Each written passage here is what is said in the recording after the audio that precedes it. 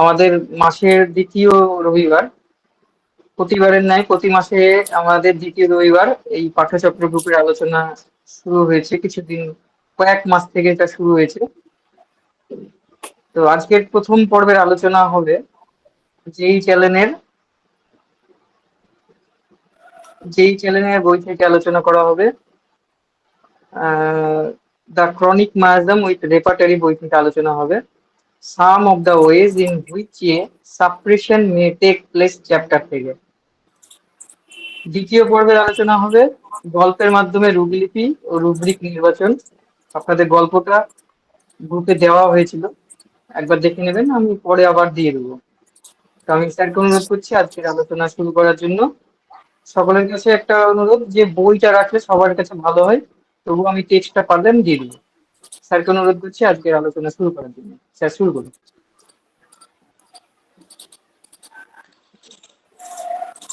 আচ্ছা, আমাকে কি দেখা যাচ্ছে ভালো? হ্যাঁ স্যার, ক্লিয়ার। আচ্ছা, আমি একটু ক্লিয়ার কম দেখছি। যাই হোক, সকল উপস্থিত চিকিৎসক বৃন্দকে দ্বিপ্রাহরিক অভিনন্দন এবং শুভেচ্ছা জানাই। এবং আজকে এই টপিকটার অর্ধশেষ রজনী সাপ্রেশন নিয়ে, যে এই চ্যানেলের বই থেকে এটাই শেষ রজনী। আমরা শুরু করে দিই।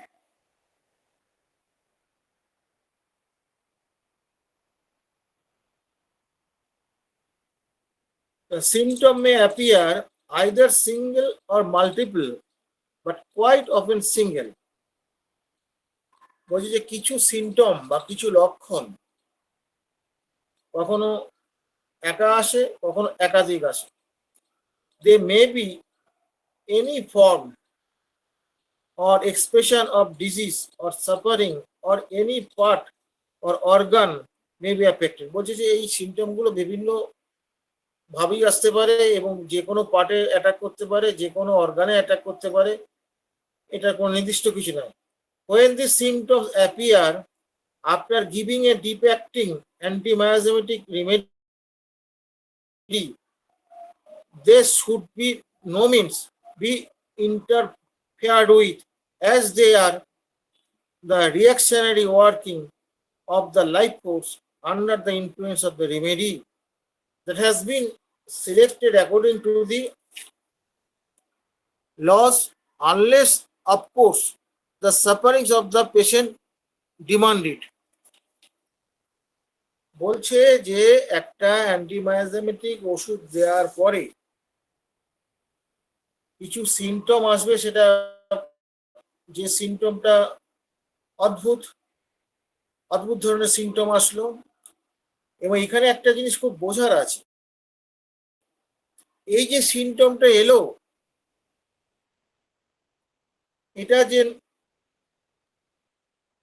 এই মায়াজামারি খেলা, এটা আমরা বুঝবো কি করে? ফার্স্ট পয়েন্ট হচ্ছে যে কোনো রকম সিমটম যদি নতুন কিছু আসে বা কিছু আসে, দু চারটে যদি আসে বা একটা দুটো আসে, প্রচুর আসলে আলাদা কথা, সেটা তো ভুল সিলেকশন হয়েছে। এবং এইখানে ব্যাপার হচ্ছে সিলেকশন ঠিক হয়েছে, তাহলে এইরকম ক্ষেত্রে সিমটমগুলো যদি আসে, তাহলে আমাদের প্রথমে বুঝতে হবে সেখানে কোনো এক্সাইটিং কজ বা মেনটেনিং কজ আছে কিনা। যদি এক্সাইটিং মেনটেনিং কজ আপনার না থাকে, তাহলে এইটা একটা প্লাস পয়েন্ট হলো, 1 নম্বর পয়েন্ট হলো। 2 নম্বর পয়েন্ট হচ্ছে যে সেটা পুরনো কালে ছিল কিনা, মানে বহু আগে ছিল কিনা, সেটাও যদি কোনোভাবে বার করা না যায়, তখন তাহলে বুঝতে হবে যে এটা একটা ওষুধেরই খেলা চলছে। It is nothing but the eliminating process. এবং এই প্রসেসের সম্মুখীন আমরা কিন্তু হয়েছি। তবে এই প্রসেসের ব্যাপারটা হচ্ছে কি, এতে হয় কি, ওষুধ দেওয়ার পর এমন সিরিয়াস অ্যাটাক করে যে পেশেন্ট পার্টি বিভ্রান্ত হয়ে পড়ে, এবং আমরাও অনেক সময় বিভ্রান্ত হয়ে পড়ি নতুন রোগ এলো কিনা। এটা প্রথম পয়েন্ট। নতুন রোগ এলো কিনা, এটা হচ্ছে প্রথম পয়েন্ট। তো এই যে প্রথম পয়েন্টটা, যেটা নতুন কোনো রোগ আসেনি কেন, না আমাদের কোনো এক্সাইটিং কজ বা মেনটেনিং কজ কিছু খুঁজে পাওয়া যায়নি, সেরকম কিচ্ছু ঘটেনি। কারণ ছাড়া তো কোনো ঘটনা ঘটতে পারে না। এটা তো অ্যাকিউট অবস্থা একটা আসে, অ্যাকিউট অবস্থায় এটা আসে। ওটা বাদ গেল, পুরোনো জিনিস, পুরোনো দিনেও কিছু ছিল না, অনেক জিজ্ঞাসাবাদ করে পাওয়া গেল না, এরকম ধরনের কোনো কিছু ছিল না কোনোদিন। এই দুটো পয়েন্ট মাইনাস হলে তবেই বলতে পারবো যেটা ওষুধের খেলা শুরু হয়েছে। অবশ্যই এটা কিন্তু এলিমিনেটিং প্রসেস, দ্যাট মিনস রোগ সারাবার প্রক্রিয়া। এইখানে এইখানে যেই চ্যালেঞ্জ যেটা বলছে যে এই যে এই এই এইরকম ক্ষেত্রে ইন্টারফেয়ার করা যাবে না যদি সেটা কিরকম, যদি সেটা কি বলছে sufferings of the patient demand it, মানে সাফারিংস অফ দ্য পেশেন্ট যেটা ডিমান্ড করে, তার মানে কি ডিমান্ড কখন করে, যখন সিরিয়াস কন্ডিশন হয়ে যাবে তখন ডিমান্ড করে, সিরিয়াস কন্ডিশন হয়ে যাবে এইরকম ক্ষেত্রটা। এই সিরিয়াস কন্ডিশনটা কিন্তু আমাদের জীবনে বহুবার এসেছে, বহু ফেলিওর হয়েছে, পেশেন্টের গালাগালিও খেয়েছি, পেশেন্ট ছেড়ে চলে গিয়েছে, এরকম ঘটনাগুলো হয়েছে। কিন্তু এগুলোকে আমরা পরবর্তীকালে অনেকটা মিনিমাইজ করতে পেরেছি ডোজটা ঠিক করার জন্য। শুধু সি মিনিমাম হলে তো হবে না, ডোজটা মিনিমাম করতে হবে। এই মিনিমাম ডোজটা কোন পেশেন্টের ক্ষেত্রে কতটা মিনিমাম, আমি যত খুশি মিনিমাম করুন, কাজ তো সে করবে, কাজ করবে না তা এমন তো নয় সে। এই মিনিমামটা করতে পারলে পরে কিন্তু এই হ্যাজার্ডস গুলো, এই ধরনের মানে অতিরিক্ত ঝামেলাগুলো কিন্তু আপনাকে পোহাতে হবে না। আর বর্তমান যুগে বুঝতেই পারছেন, আপনার পয়সা দিয়ে দেখাতে এসছি, হ্যাঁ আপনার ওষুধ খেয়ে আমার এরকম ঝামেলা হবে কেন, আমি এইসব ঝামেলা পয়সা দিয়ে কিনতে এসছি, এরকম কথাও শুনতে হয়েছে আমাকে। এগুলো আমার শোনা কথা বলেই বলছি, মানে খুব ভালো ভালো কথা আমাকে বলেছে, সেগুলো হজম করে ফেলেছে। কি করব, হজম না করলে তো হইপাত হওয়া যায় না। সত্যর পথে চলতে গেলে আপনাকে অনেক কিছুই হজম করতে হবে, সেই ক্ষমতাটা না থাকলে হোমিওপ্যাথ হতে পারবেন না, আপনি অন্য কিছু হয়ে যাবেন। এবং যাদের মধ্যে এটা নাই তারা অনেক কিছুই করে, হোমিওপ্যাথির নামধারী, মানে নাম ধরে তারা অনেক কিছু করে, ওই পেশেন্টের স্বার্থ দেখায়।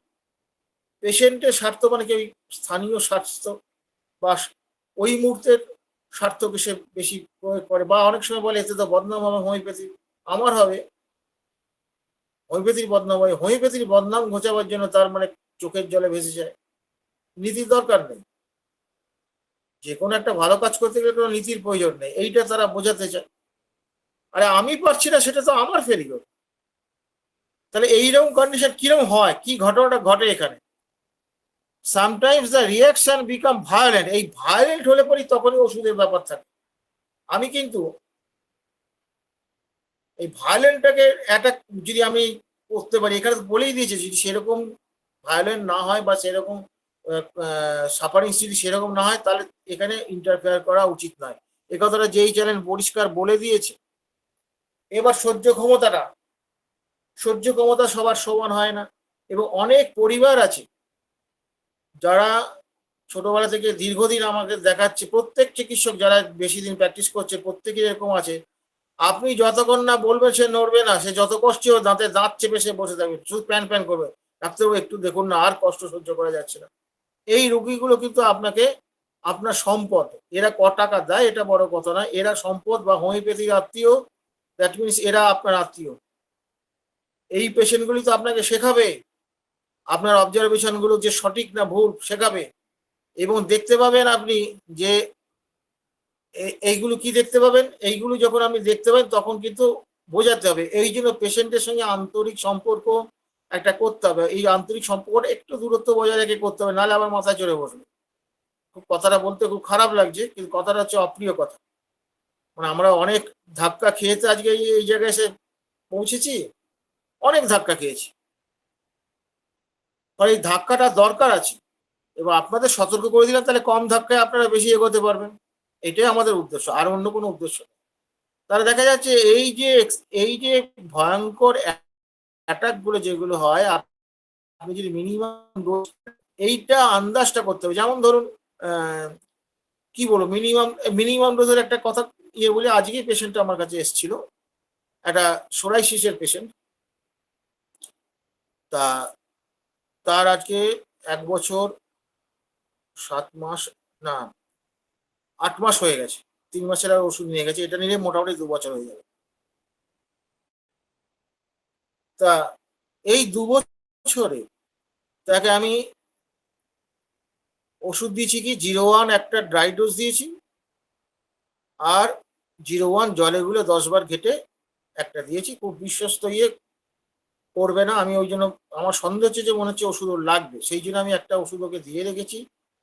ওষুধটা দিয়ে রেখে, যদিও এটা দেওয়াটা খুব একটা নিয়মিত উচিত নয়, অনেক ক্ষেত্রে গন্ডগোল পাকিয়ে যায়, কিন্তু ও খাবে না। আমি ওকে চিনি বলে সেটা করেছি, নাহলে করতাম না। তাই আমি বললাম যে এটা প্রয়োজন হতে পারে, এটা হাত দেবেন না।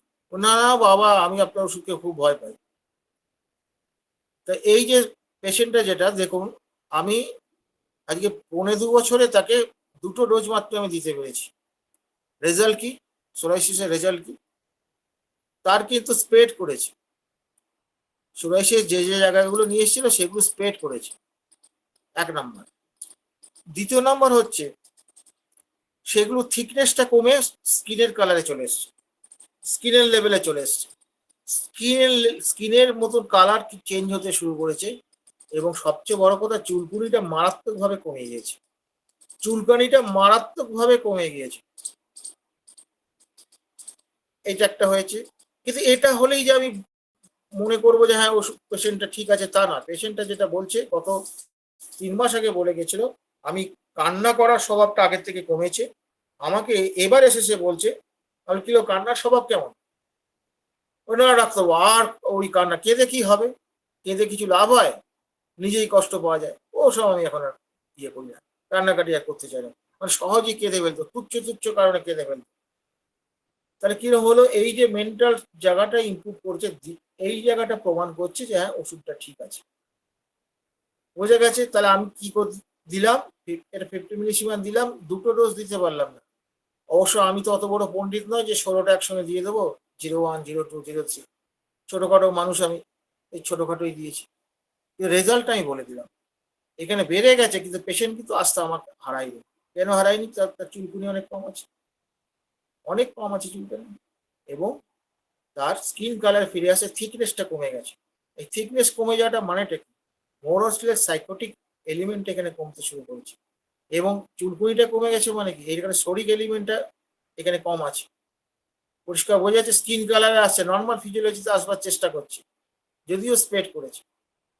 তাহলে বুঝতে পারছেন যে একটা পেশেন্টকে আমি যখন স্টাডি করব, যখন, তখন যদি ক্লোজ স্টাডি না করি, আমাদের ডোজ ঠিক করতে পারি। ডোজের গন্ডগোল, এই পেশেন্টটাকে যদি ওই 01 16টা ডোজ, 02 16টা ডোজ, এটা কি হতে পারতো? বুঝতে পেরেছেন? ভাবতে পেরেছেন? আরেকটা কথা চুপি চুপি বলি, সিমিলিমাম সিলেকশন আমাদের সবসময় হয় না। আপনারা চেষ্টা করুন, যে পেশেন্টটা সিমিলিমাম সিলেকশন আপনার হবে, সেখানে আমি ওষুধ দিতে পারবেন না। ওষুধ দেওয়া বড় মুশকিল হয়ে দাঁড়ায়, মানে রিপিটিশন করতে গেলে ভয় লাগে, বেড়ে যাবে না তো, এরকম একটা ব্যাপার থাকে। খুব মিনিমাম, এই মিনিমাম জায়গাটা কিন্তু আপনাদের বুঝতে হবে। যতক্ষণ নয় হোমিওপ্যাথির এই মিনিমাম জায়গাটা আপনি বুঝবেন, তাহলে কিন্তু মাথা খারাপ হয়ে যাবে। এবং এই মিনিমামটা আপনাকে কিন্তু রোগী দেখে, রোগী বুঝে প্রয়োগ করতে হবে। ধাক্কা খাবেন, গালাগালি খাবেন, শিখবেন। এটা কেউ হাতে ধরে শিখিয়ে দিই, অমুক পেশেন্টার এই রোগে এরকম দিতে হবে, এরকম ব্যাপারটা নয়, এইভাবে এটা হয় না। তবু একটা বলছি, মিনিমাম ডোজ যদি জলে গুলে আপনি 50 গ্লাস পরিবর্তন করে দেন, বুঝতে পারলে না, 50 গ্লাস পরিবর্তন করে দেবেন, অসুবিধা কি আছে? আমি যেমন এখন কি করি, মানে আস্তে আস্তে চালাক হয়েছে আর কি। মানে যত কম দেওয়া যায়, কম দিয়ে বেশি পয়সা নেওয়া যায়। পেশেন্টকে কি বললাম, জলের মধ্যে গুলবেন, জলের মধ্যে গুলে ওই ইয়েটা কি বলে, টুথপিকটা, মানে ওই দাঁত খোঁচানোর টুথপিক যেটা আছে, ওটা জলে ডোবাবেন, ডুবিয়ে একবার ঝেড়ে নেবেন, ঝেড়ে নিয়ে ডবাটা টুকুস করে ঠেকিয়ে দিয়ে ছেড়ে দেবেন। 10 সেকেন্ডও রাখবেন না, ঠেকিয়ে দিয়েই ছেড়ে দেবেন। এই যে মিনিমাম নার্ভ বেন্ডিংস, মিনিমাম ডোজ, এইগুলো যত করবেন, এই ক্ষেত্রে সুবিধা কি, ভুল করলেও পেশেন্ট কিন্তু খুব খারাপ দিকে যাবে না। আবার ঠিক করলে পরে খুব ভয়ঙ্কর অ্যাগ্রাভেশন হবে না। যেই অ্যাগ্রাভেশনের কথাটা এখানে কেন যেই চ্যালেঞ্জ বলছে, পেন হতে পারে প্রচন্ড। এই পেনের গল্প একটাই, এটা একটা খুব মজার কেস। এটা গতকালের কেস। আমার এক ছাত্র, ও পাকামিটা করেছে বটে, কিন্তু পাকামিটা করলেও আমি ওকে বকিনি। কেন বকিনি? যে ওইটা ওর ডিসিশনটা খুব সঠিক ছিল, সেই জন্য বকিনি। ওর একটা মাথা যন্ত্রণা আজকে কয়েক মাস ধরে, এটাও প্রচুর স্কিনের প্রবলেম ছিল, এখন 80% চলে গেছে। শুধু স্কিনের প্রবলেম না, আরো কিছু ফিস্চুলা ছিল, ডেন্টাল ফিস্চুলা, রেকটাল ফিস্চুলা, ওর রোগের সীমা নাই। এখন তার 32, 33, 34 বছরের ছেলে, তার হচ্ছে 180, 90 হচ্ছে তার উপরের প্রেশারটা, নিচের প্রেশারটা হচ্ছে 110, 15, এরকম একটা কন্ডিশন আছে। মানে বুঝতেই পারছেন কি ভয়ঙ্কর পেশেন্ট। তা এই পেশেন্টটাকে ওষুধ দেওয়া হয়েছিল, ওষুধ দিয়ে এবার কি হচ্ছে, মাথা ব্যথা কিছুতেই কমছে না। আমি 0.4 থেকে 0.5 দিলাম, তাতেও মাথা ব্যথার কিছু উন্নতি হয়নি। তারপরে ও দেখলো কি কতগুলো মেন্টাল সাইন্স ইমপ্রুভ হয়েছে, এটাও বুঝতে পেরে ও ডাক্তারি করে আর কি। কিন্তু মাথা ব্যথা কোনোভাবে ইমপ্রুভ করছে না। ও কি করেছে, বলে বকা খাই খাবো। ওই মাথা যন্ত্রণার ইয়েটা কি করলো, ওই 4 ঘন্টা না 6 ঘন্টা অন্তর 3 দিন ধরে খেয়ে গেছে। ওই জলে নেড়েছে আর ওইরকম টুথপিক দিয়ে ঠেকে ঠেকে এই কাণ্ডটা করেছে। আমি তো বকতে যাচ্ছিলাম, তারপরে ডাক্তারও হঠাৎ করে একদিন মাথাটা আমার কেমন করলো এখানটা, তারপরে নাক দিয়ে আমার রক্ত বেরোতে শুরু করলো, বা নাক দিয়ে, তার সঙ্গে অনেক ডিসচার্জ বেরোলো, মাথা ব্যথা ক্লিয়ার। আমি, তোমার মাথা ব্যথা কি চোট লেগেছিল? বলে হ্যাঁ ডাক্তারবাবু, এটা মায়ের কাছে শুনেছি যে চোট লেগেছিল, আপনাকে আমি ওটা বলতে পারিনি, চোট লেগেছিল, সত্যি সত্যি চোট লেগেছিল। তাহলে এই যে তার চোট লেগেছিল এইটা হলো। এবং আরো কিছু কিছু ট্রাবলস আছে যেগুলো ভীষণ কষ্টদায়ক তার শরীরের মধ্যে। বলছে আপনাকে ওষুধ দিতেই হবে, না দিলে হবে না। আমি তাকে ওষুধ দিলামই না। দিলাম না কেন? সে একটা কথা আমাকে বলছে যে আগেতে যেসব লোকগুলো আমাকে অপমান করেছে, যে লোকগুলো অত্যাচার করেছে, যে বাজে বাজে কথা বলে, সেই কথাগুলো আগেতে মনে করলে আমি কষ্ট পেতাম, কাঁদতাম। এখন এই কথাগুলোকে আমি গুরুত্বই দিচ্ছি না। কি করছো? ওসব ভেবে কি হবে, যা হয়ে গেছে হয়ে গেছে। দ্যাট মিনস তার রিজন গিফটেড মাইন্ড না রিটার্ন করতে শুরু করেছে। এইখানে রিটার্ন করতে শুরু করেছে বলে তার কষ্ট, ফিজিক্যাল কষ্টের কথা বলছে, আমি তাকে ওষুধ দিয়ে দেবো? আমি কি পাগল হয়েছি নাকি? আমি পাগল হইনি। তার পরিষ্কার বোঝা যাচ্ছে রিপিটেশনের জায়গাটা হ্যানিম্যানও কিন্তু অর্গাননে বলেছেন, যে ক্ষেত্রে সেন্সিটিভ পেশেন্ট হবে সেখানে কিন্তু বেশি দেওয়া যাবে না, সেখানে বুঝে দিতে হবে।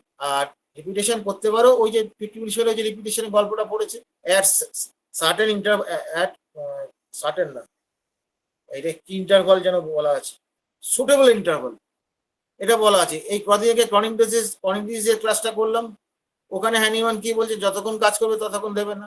তাহলে কোনটাকে ধরবো? অর্গানন ওইটাকে ধরবো, না এই হ্যানিম্যান যে ক্রনিক ডিজিজ ট্রিটমেন্ট পার্টে এই কথাটা বলছেন, কোনটাকে ধরবো? এই হচ্ছে আমাদের সমস্যা। আমরা কিন্তু সামগ্রিকভাবে বিচার করতে শিখিনি। আমরা হচ্ছে তোতা পাখির মতো, তোতা পাখির মতন যেটুকু বলবে সেইটুকু বুঝি, তার বাইরে কিছু বুঝি। কিন্তু মাথাটাকে তো খেলাতে হবে রে বাবা, মাথাটা তো খেলাবার জন্য। মাথায় এত বুদ্ধি আছে, সেটা কাজে লাগাতে হবে না? আমরা কাজে লাগাচ্ছি কোথায়? আমরা কিন্তু কি করছি, মুখস্থ করছি আর কোনো করছি। হ্যানিম্যান তো একথা বলেন নাই। উনি কি বলেছেন, যুক্তিবাদী বিজ্ঞানকে ফলো করতে বলেছেন, রিজন গিফটেড হতে হবে, মানে যুক্তিবাদী হতে হবে, যুক্তির দ্বারা গ্রহণ বর্জন করতে হবে। আমরা সেটা করছি না। এবং আমাদের এই পথে এগোতে গেলে পরে আমাদের প্রথম হচ্ছে যে রেকর্ডিংটা ঠিক মতন করতে হবে। করার পর আমাদের কি করতে হবে, ডোজের ব্যাপারটা সতর্ক হলে এই ভায়োলেন্ট অ্যাগ্রাভেশন গুলো আপনারা পাবেন না, আর এই অবস্থাটা আপনাকে ফেস করতে হবে না। যেমন ধরুন অনেকে পেন হয়, এই পেনের গল্পটা বললাম, পেন কথাটা বলেছে বলে এই কথাটা বললাম। তাহলে বুঝতেই পারছেন যে এরকম সিরিয়াস কন্ডিশন হতে পারে। তো এই পেনটা কেন হলো, এখানেও ওকে আমি বলেছিলাম যে 1 সপ্তাহ পর পর আমাকে ফোন করবে, আমি কি অবস্থায় আছো আমাকে জানাবে। সে বেটা জানায়নি, সে মনে করেছে ভালো আছে, পরপর চালিয়ে গেছে। 2 সপ্তাহ এরকম খেয়েছে, 2 দিন অন্তর একটা খেয়েছে, খাওয়ার পরে তার আর মাথা ব্যথা আর কিছুতেই কমে না, তখন ওই কাণ্ডটা করেছে। এখানেও কিন্তু ডোজিংটা, কপাল ভালো যে ওর মানে কপালটা খুলে গেছে, না খুলে গেলে কিন্তু একটা বিরাট বিপদ হয়ে যেত। এরকম কিন্তু পরপর ওষুধ দেওয়ার নিয়ম নেই, এতে কিন্তু খুব গন্ডগোল হয়। এবং আমি তো এই প্রত্যেকটা ওষুধকে এই কারণে ভয় পাই যে অধিক অধিক ওষুধ পড়ে গেলে পরে মহা মুশকিল। আরেকটা ছেলে এরকম হয়েছে, তার কি হচ্ছে, ফিজিক্যাল কন্ডিশন গুলো সব চলে গেছে, মেন্টাল কন্ডিশন গুলো সিভিয়ার অ্যাগ্রাভেশন করেছে। আমি তাকে বললাম যে তুমি 4টে ডোজ খেয়ে আমাকে ইয়ে করবে, 4টে ডোজ তুমি খাও, কিন্তু খেয়াল রাখবে যদি কোনো কিছু বাড়তে শুরু করে তাহলে আর তাহলে কিন্তু আর খাবে না, আমাকে ফোন করবে। সেবারে 4টে কেন, সে প্রায় 20-22টা খেয়ে বসে আছে, ভালো আছে বলে। আর তুমি এটা কোথায় শিখলে? না, ভালো থাকলে তো দেওয়া যায়, হ্যানিম্যান বলেছেন অ্যাগ্রাভেশন হলে পরে। আমি, তুমি শুধু ওই হ্যানিম্যানের ওই জায়গাটাই পড়েছো, বাকিটা পড়ো নাই তো। এই জায়গায় এই কথা বলেছে, ওই জায়গায় এই কথা বলেছে, তার কি হয়েছে? ড্রাগ কুমি হয়ে গেছে। বুঝতে পারছেন? ফলে ওই যে 15-16টা করে ওষুধ দেওয়া, কপাল ভালো সিলেকশন ঠিক হয় না, নাহলে পেশেন্ট গুলো একদম মানে মারা যেতই, মারা না যাক, সে বিশাল রোগে পড়ে যেত। এবার আসা যাক, এখানে তাহলে হ্যানিম্যান কি বলছে? ইরিসিপিলাস, এটা এক ধরনের ইনফেক্টিভ ব্যাকটেরিয়াল ইনফেকশন হয়, এগুলো এইগুলো সব আসে, এগুলো রিজেনারেটিভ প্রসেসের মাধ্যমে আসে। এবং এই ক্ষেত্রে আমাদের কি বলছেন হ্যানিম্যান, কি বলছে, কেন, সরি, যেই চ্যানেল কি বলছেন, এই ক্ষেত্রে আমাদের ইন্টারফেয়ার করতে হবে যদি সিভিয়ার কন্ডিশনে যদি এরকম হয়, তখন ইন্টারকারেন্ট মেডিসিন হিসাবে দিতে হবে। ইন্টারকারেন্ট মেডিসিন, ইন্টারকারেন্ট মেডিসিন মানে কি, যে সিমটম গুলো ডেভেলপ করেছে সেইগুলো টোটালিটি করে আমাকে একটা ওষুধ দিতে হবে, অবশ্যই অ্যান্টিমায়োজমেটিক ওষুধ দিতে হবে। তার মানে বুঝতেই পারছেন যে প্রত্যেকটা সিমটম, এই রিসিপিরেটার্স এর ব্যাকটেরিয়াল ইনফেকশন হবে, রেডনেস থাকে, রেডনেস থাকে, পেন থাকে। হ্যাঁ, রেডনেস থাকলে তো সোরা বুঝতেই হবে। এবার গরমে আরাম না, ইয়েতে আরাম, এইগুলো সব দেখে শুনে সোরা না অ্যান্টিসাইকোটিক, অ্যান্টিসরিক, এগুলো আমরা দিতে হবে। দেওয়ার পর কি বলছেন, এই কন্ডিশনটা চলে গেলে পরে আবার সেই পুরনো ওষুধটা ফিরে যেতে হবে, যেটা আমি আগেতে দিয়েছিলাম, যেটা দেওয়ার জন্য এইগুলো এসেছিল। এগুলো তো সেকেন্ডারি ম্যানিফেস্টেশন মায়াজমের, এবং এই মায়াজমের এই সেকেন্ডারি ম্যানিফেস্টেশনগুলো আমাদের কাম্য নয়। কাম্য নয় করতে গেলে আপনাকে ডোজ কমাতে হবে। ডোজ না কমালে কিন্তু আমি এই এই বিপদে পড়বেন। আর বর্তমান যুগে বুঝতে পারছেন তো, ক্রেতা সুরক্ষার যুগ, ওষুধ দিয়ে রিয়াকশন করে দিয়েছে, আপনি যাবেন কোথায়? আপনি প্রমাণ করতে পারবেন না? আপনার পক্ষে কেউ দাঁড়াবে? কেউ দাঁড়াবেন আপনার। আমাদের অনেক অসুবিধা আছে, একটু বুদ্ধি খাটিয়ে না চললে আমরা বিপদে পড়ে যাব। তাহলে এইবার কি হলো, এই ক্ষেত্রে একটা অ্যান্টিমাইজেটিক ওষুধ দিয়ে পরবর্তীকালে আমরা আবার ফিরে আসব সেই পূর্বের যে ওষুধটা দিয়ে এটা এসেছিল। তাই এই কন্ডিশনটা যদি না আসে সেটা ভালো নয় কি? যেমন এই যে ইরিসিপিলাস এসে গেল, প্রচন্ড কষ্টদায়ক এটা। তারপরে ব্যাপার হচ্ছে যে যদি আমি এরকম মিনিমাম ডোজ করি, স্কিন আসবে, স্কিন আসে না আমাদের। আমাদের অনেক সময় বেশ কষ্ট নিয়ে পেশেন্টকে বলে একটু অপেক্ষা করো বাবা, আর ওই স্পেশাল ওষুধটা দিয়ে দিই, স্পেশাল ওষুধটা দিয়ে বলি বাবা এটা একটা করে খাও। যেমন যার মাইন্ডের অ্যাংজাইটি সেইটা থেকে করতে, কখনো 4 ঘন্টা, কখনো দুবেলা, দুটো পয়সা রোজগারও হলো, পেশেন্টও আস্তে আস্তে সেরে গেল। কিন্তু এইখানে আন্দাজটা যদি গন্ডগোল হয়ে যায়, আপনি ভাবলেন যে 1 সপ্তাহে সেরে গেল, 1 সপ্তাহে সারল না, উল্টারা বেড়ে গেল। এবার বুঝতে পারছেন আমি কি পেশে পড়ে যাবেন। এই যে বোঝাটা, এই বোঝাটা কিন্তু সবসময় সঠিক হবে না। রুগী দেখে বারবার বুঝতে হবে, গেস করতে হবে, ফলাফলটা দেখতে হবে, তারপর তখন বুঝাই। আমি তো ভাবলাম 7 দিনে হবে, কই 7 দিনে তো হলো না, বেড়ে গেল। তাহলে আমি কি বুঝলাম? তাহলে আমার অবজারভেশন পাওয়ার ভালো হয়নি, আমি আন্ডার প্রিপেয়ার। মানে নিজের এই দোষগুলো, নিজের এই অগুণগুলো, নিজের এই দুর্বলতাগুলো যদি আমি না বুঝতে পারি, আপনি কি করে হোমিওপ্যাথি হবে? হোমিওপ্যাথি কে আপনাকে হাতে ধরে শিখিয়ে দেবে? আপনার চেম্বারে বসে কি সিনিয়ররা শিখিয়ে দেবে? তার চেম্বার নেই, তার তো চেম্বার আছে। তাহলে আপনি কবে সিনিয়র হওয়ার চেষ্টা করবেন? হোমিওপ্যাথি জগতে all we are senior and junior student of Hahnemann. আর কিছু নেই আমাদের মধ্যে, আর কোনো মৌলিক পার্থক্য নেই। ফলে বুঝতে পারছেন, নীতিভিত্তিক কথা যদি একটা জুনিয়র বলে, আপনি সিনিয়র হয়ে মানতে বাধ্য।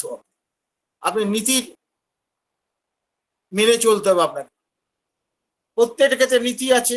এইবার কি বলছে, the curative process is a retrograde process, is stepping back words in going over the old trodden path of life. কি সুন্দর কথা, old trodden path of life. বলছে যে এই যে পূর্বে এই যে রেট্রোগ্রেড প্রসেস মানে কি, যেটা আমাদের হেরিং ল যেটা বলি না, ওই পরপর যে যে রোগটা যেভাবে হয়েছিল ক্রোনোলজিক্যাল অর্ডারে সেইভাবে ফেরত আসবে। ধরুন 1, 2, 3, 4, 4 নম্বরটা আপনাকে চিকিৎসা করতে এসছে, 4 নম্বরটা ভালো হবে, 3 নম্বরটা বেরিয়ে আসবে, 3 নম্বরটা ভালো হবে, 2 নম্বরটা বেরিয়ে আসবে। এই এই যে সিরিয়াল অর্ডারে যে বেরিয়ে আসবে, এবং আপনি দেখবেন যদি ভালো রেকর্ডিং করেন না, আপনি দেখতে পাবেন পেশেন্ট একদম সিরিয়াল অর্ডারে রিটার্ন করছে। ইভেন আমরা দেখেছি যারা ভুল ওষুধ খেয়েছে, এই ভুল ওষুধের সিমটম গুলো পর্যন্ত ফেরত আসে, ভুল ওষুধের সিমটম গুলো পর্যন্ত ফেরত আসে, আমরা দেখেছি, আমি অনেক দেখেছি, একটা দুটো নয়। এবং এই হোমিওপ্যাথি ওষুধের ভুল ইয়েগুলো ফিরে আসা, এটা তার 14 পুরুষের ভাগ্য ভালো। কারণ হোমিওপ্যাথি সাবপ্রেশন হচ্ছে পৃথিবীর সবচেয়ে জঘন্যতম সাবপ্রেশন, জঘন্যতম সাবপ্রেশন হোমিওপ্যাথিক পোটেন্সি দিয়ে সাবপ্রেশন করা। এটা কবে আমরা বুঝবো, কবে আমাদের চেতনা হবে, কবে আমাদের বোধ বুদ্ধি হবে হোমিওপ্যাথি ওষুধ নাকি ক্ষতি করে না? মূর্খের কথা, মূর্খ, মূর্খ নলে এই কথা বলে না।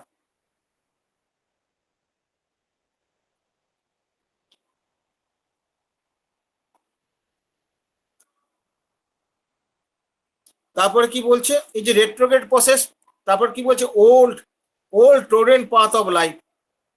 তার মানে কি, যে পথ দিয়ে আপনার ওই পুরোনো দিনগুলো গেছে, সেই পুরোনো দিনগুলোতে আপনার ফিরে আসবেন, ওই পুরোনো দিনের সিমটম গুলো, ওই সময়কার আবেগগুলো, এগুলো সব ফেরত আসে বলে পেশেন্ট, এগুলো ফেরত আসছে।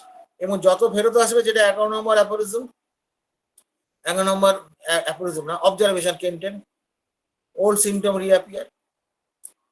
ওল্ড সিমটম রিঅ্যাপিয়ার বলতে ডিজিজ রিঅ্যাপিয়ার করতে অন্য কোনো কথা নেই। পেশেন্টের মেন্টাল সাবপ্রেশন গুলো থাকে, সেই মেন্টাল কন্ডিশন গুলো, সেই মেন্টাল জায়গাগুলো রিঅ্যাপিয়ার করবে। আমরা কত জিজ্ঞেস করি, আমরা শুধু দেখাতে দেখাতে চাই যে দেখো আমি কিওর করে দিয়েছি। হ্যাঁ, এই এই গত সপ্তাহে একটা কথা বলছি, আমার এক ছাত্র,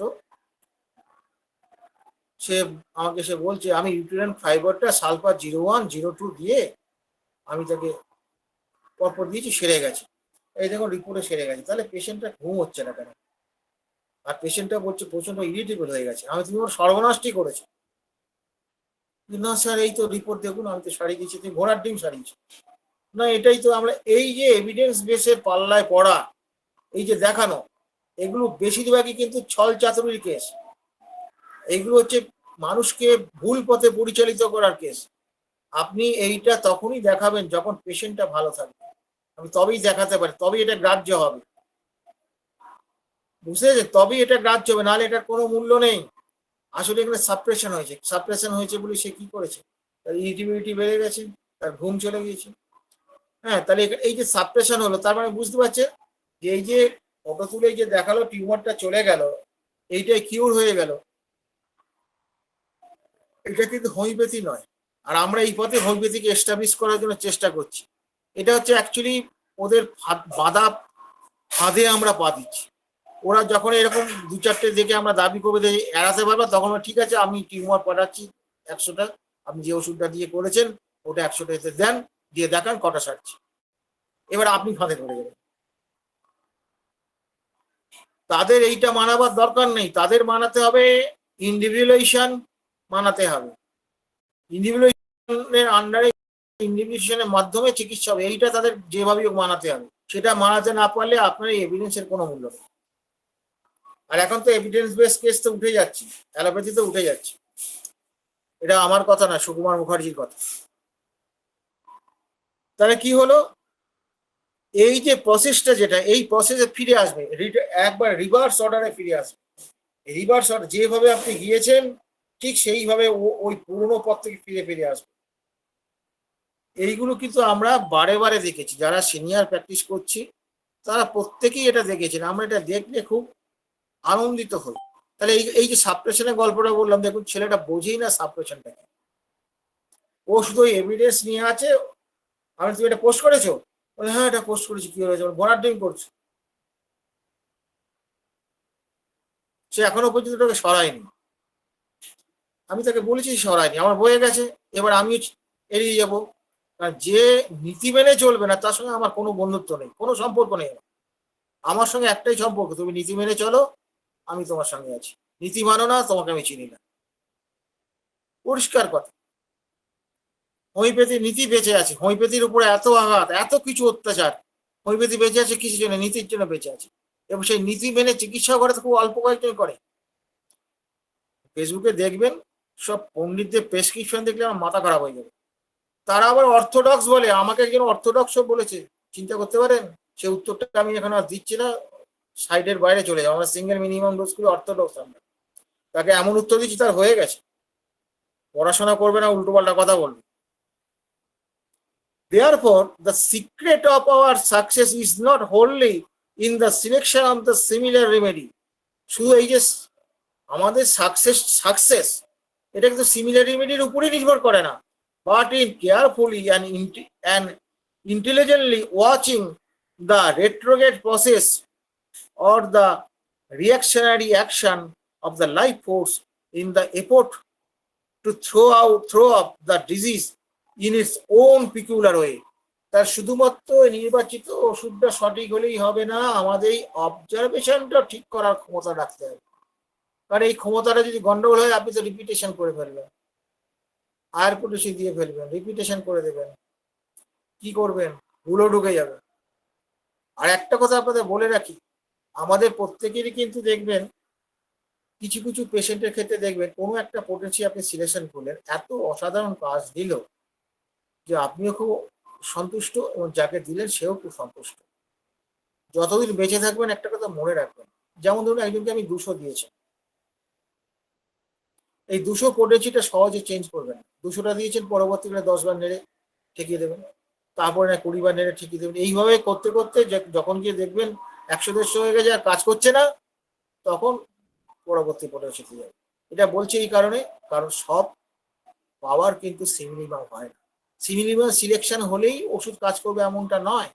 যে পাওয়ারটা আপনি দিচ্ছেন সেই পাওয়ারটা যদি সিমিলিমাম না হয়, আপনার পক্কা আমার কাজ হবে না।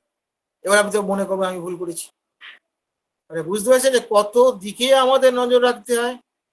মেডিসিন সিলেকশনের এই পাওয়ার সিলেকশনটা একটা খুব গুরুত্বপূর্ণ বিষয়, এবং যেটা আপনার এরকম অসাধারণ রেজাল্ট প্রত্যেকেই জীবনে এরকম পাবেন, কিছু কিছু ক্ষেত্রে অসাধারণ রেজাল্ট দিয়েছে, যেগুলো আপনার সুনাম অর্জন করতে সাহায্য করেছে এবং আপনাকে স্যাটিসফাইড করেছে। ফলে সেই পাওয়ারকে চেঞ্জ করবে। আমি 01, এই যে কেসটা আমি বললাম ছড়াইছি, আমি 01টাকে দিতেই পারছি না, 2টো ডোজ দিয়েছি, একটা এখন দিয়ে রেখেছি আলাদা করে। বলে আমাকে না ডাক্তারবাবু আপনার ওষুধকে আমি খুব ভয় পাই, আপনার ওষুধ খেলেই বেড়ে যায়। প্রতিবারই ওষুধ যখন আমি মেরেছি, প্রায় 15 দিন 1 মাস খুব ভুগেছি, ওই জন্য আমার ওষুধকে মারাত্মক ভয় পায়। ও আমি খাবো না ডাক্তারবাবু, আপনি না বললেন খাবো না। অবশ্যই শিক্ষিত মহিলা, এটা নিয়ে কোনো সন্দেহ নেই। তার ফলে বুঝতে পারছেন যে আপনারা কিন্তু শুধু সিলেকশন করে দিলেন আর ঠিক হয়ে গেল। আর এখন তো দেখবেন সব পণ্ডিতদের ব্যাপার আছে, হ্যাঁ, পণ্ডিত আবার সাবটেনেন্ট দেয়। সাবটেনেন্ট জানেন, মানে আপনি একটা ঘরে ভাড়া আছেন, আপনি আবার একটা পোর্শন অন্যকে একটা ভাড়া দিয়ে দিলেন, কাজটা বেআইনি। এরকম অনেকেই করছে।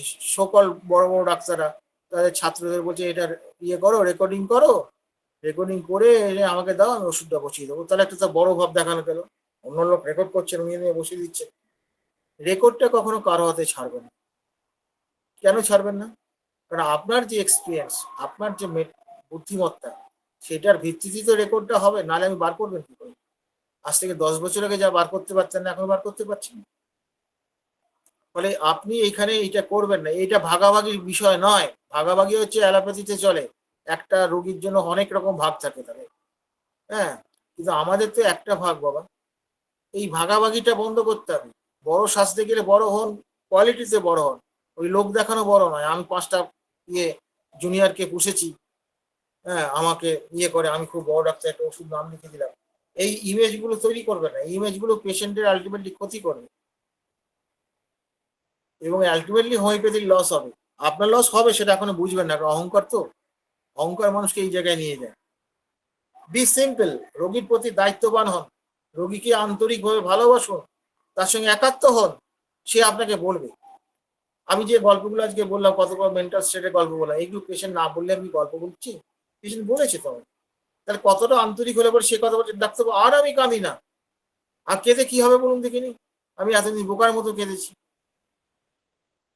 একটা উদাহরণ দিল, এরকম ঘটনা হয়েছে, আমি কাঁদিনি, আমি একটু মুচকি হেসে এড়িয়ে গেছি। বাহ, ভেরি গুড। তাহলে বুঝতেই পারছেন যে আমাদের এই সূক্ষ্ম জায়গাগুলো আমাদের চিনতে হবে, বুঝতে হবে, তবে তো আপনি হোমিওপ্যাথি করবেন। Now, if we get the habit of striking at every new symptom of the life force work to the surface, will be sooner or later turn the tide of the life action the other way, or in the direction of the some internal organ or part or the eliminating process of the organism will cease and destructive process at once begin its development within the inner organism. কি বলছে এখানে, যদি আপনি কি করেন, এই নতুন symptom যদি একটা কিছু আসে বা একটা কিছু সেরকম কিছু প্রতি আসলে পরে আপনি একটা করে তাকে ওষুধ দিয়ে দিয়ে কমাচ্ছেন, রুগীকে কমাবো না, রুগী কষ্ট জন্য আমার কাছে এসছে, আমার বুকটা ফেটে যাচ্ছে, আসলে তা না, পকেটটা খালি আছে, সেই জন্য এরকম বুক ফাটানোর অভিনয় করছে। এবার সে কি করছে, একটা করে ওষুধ দেবে, দিলে কি হবে, সিজ হয়ে যাবে, তার ইমপ্রুভমেন্ট বন্ধ হয়ে যাবে, ইমপ্রুভমেন্ট বন্ধ হয়ে যাবে। আমরা এটা বুঝেও বুঝি না, বুঝতে চাই না আমরা, বোঝা গেছে? ফলে ওষুধ দেওয়ার ব্যাপারে এই হাত চুলকো ওটা কমান, কৃপণ হন, ওষুধ চট করে বার করবেন না।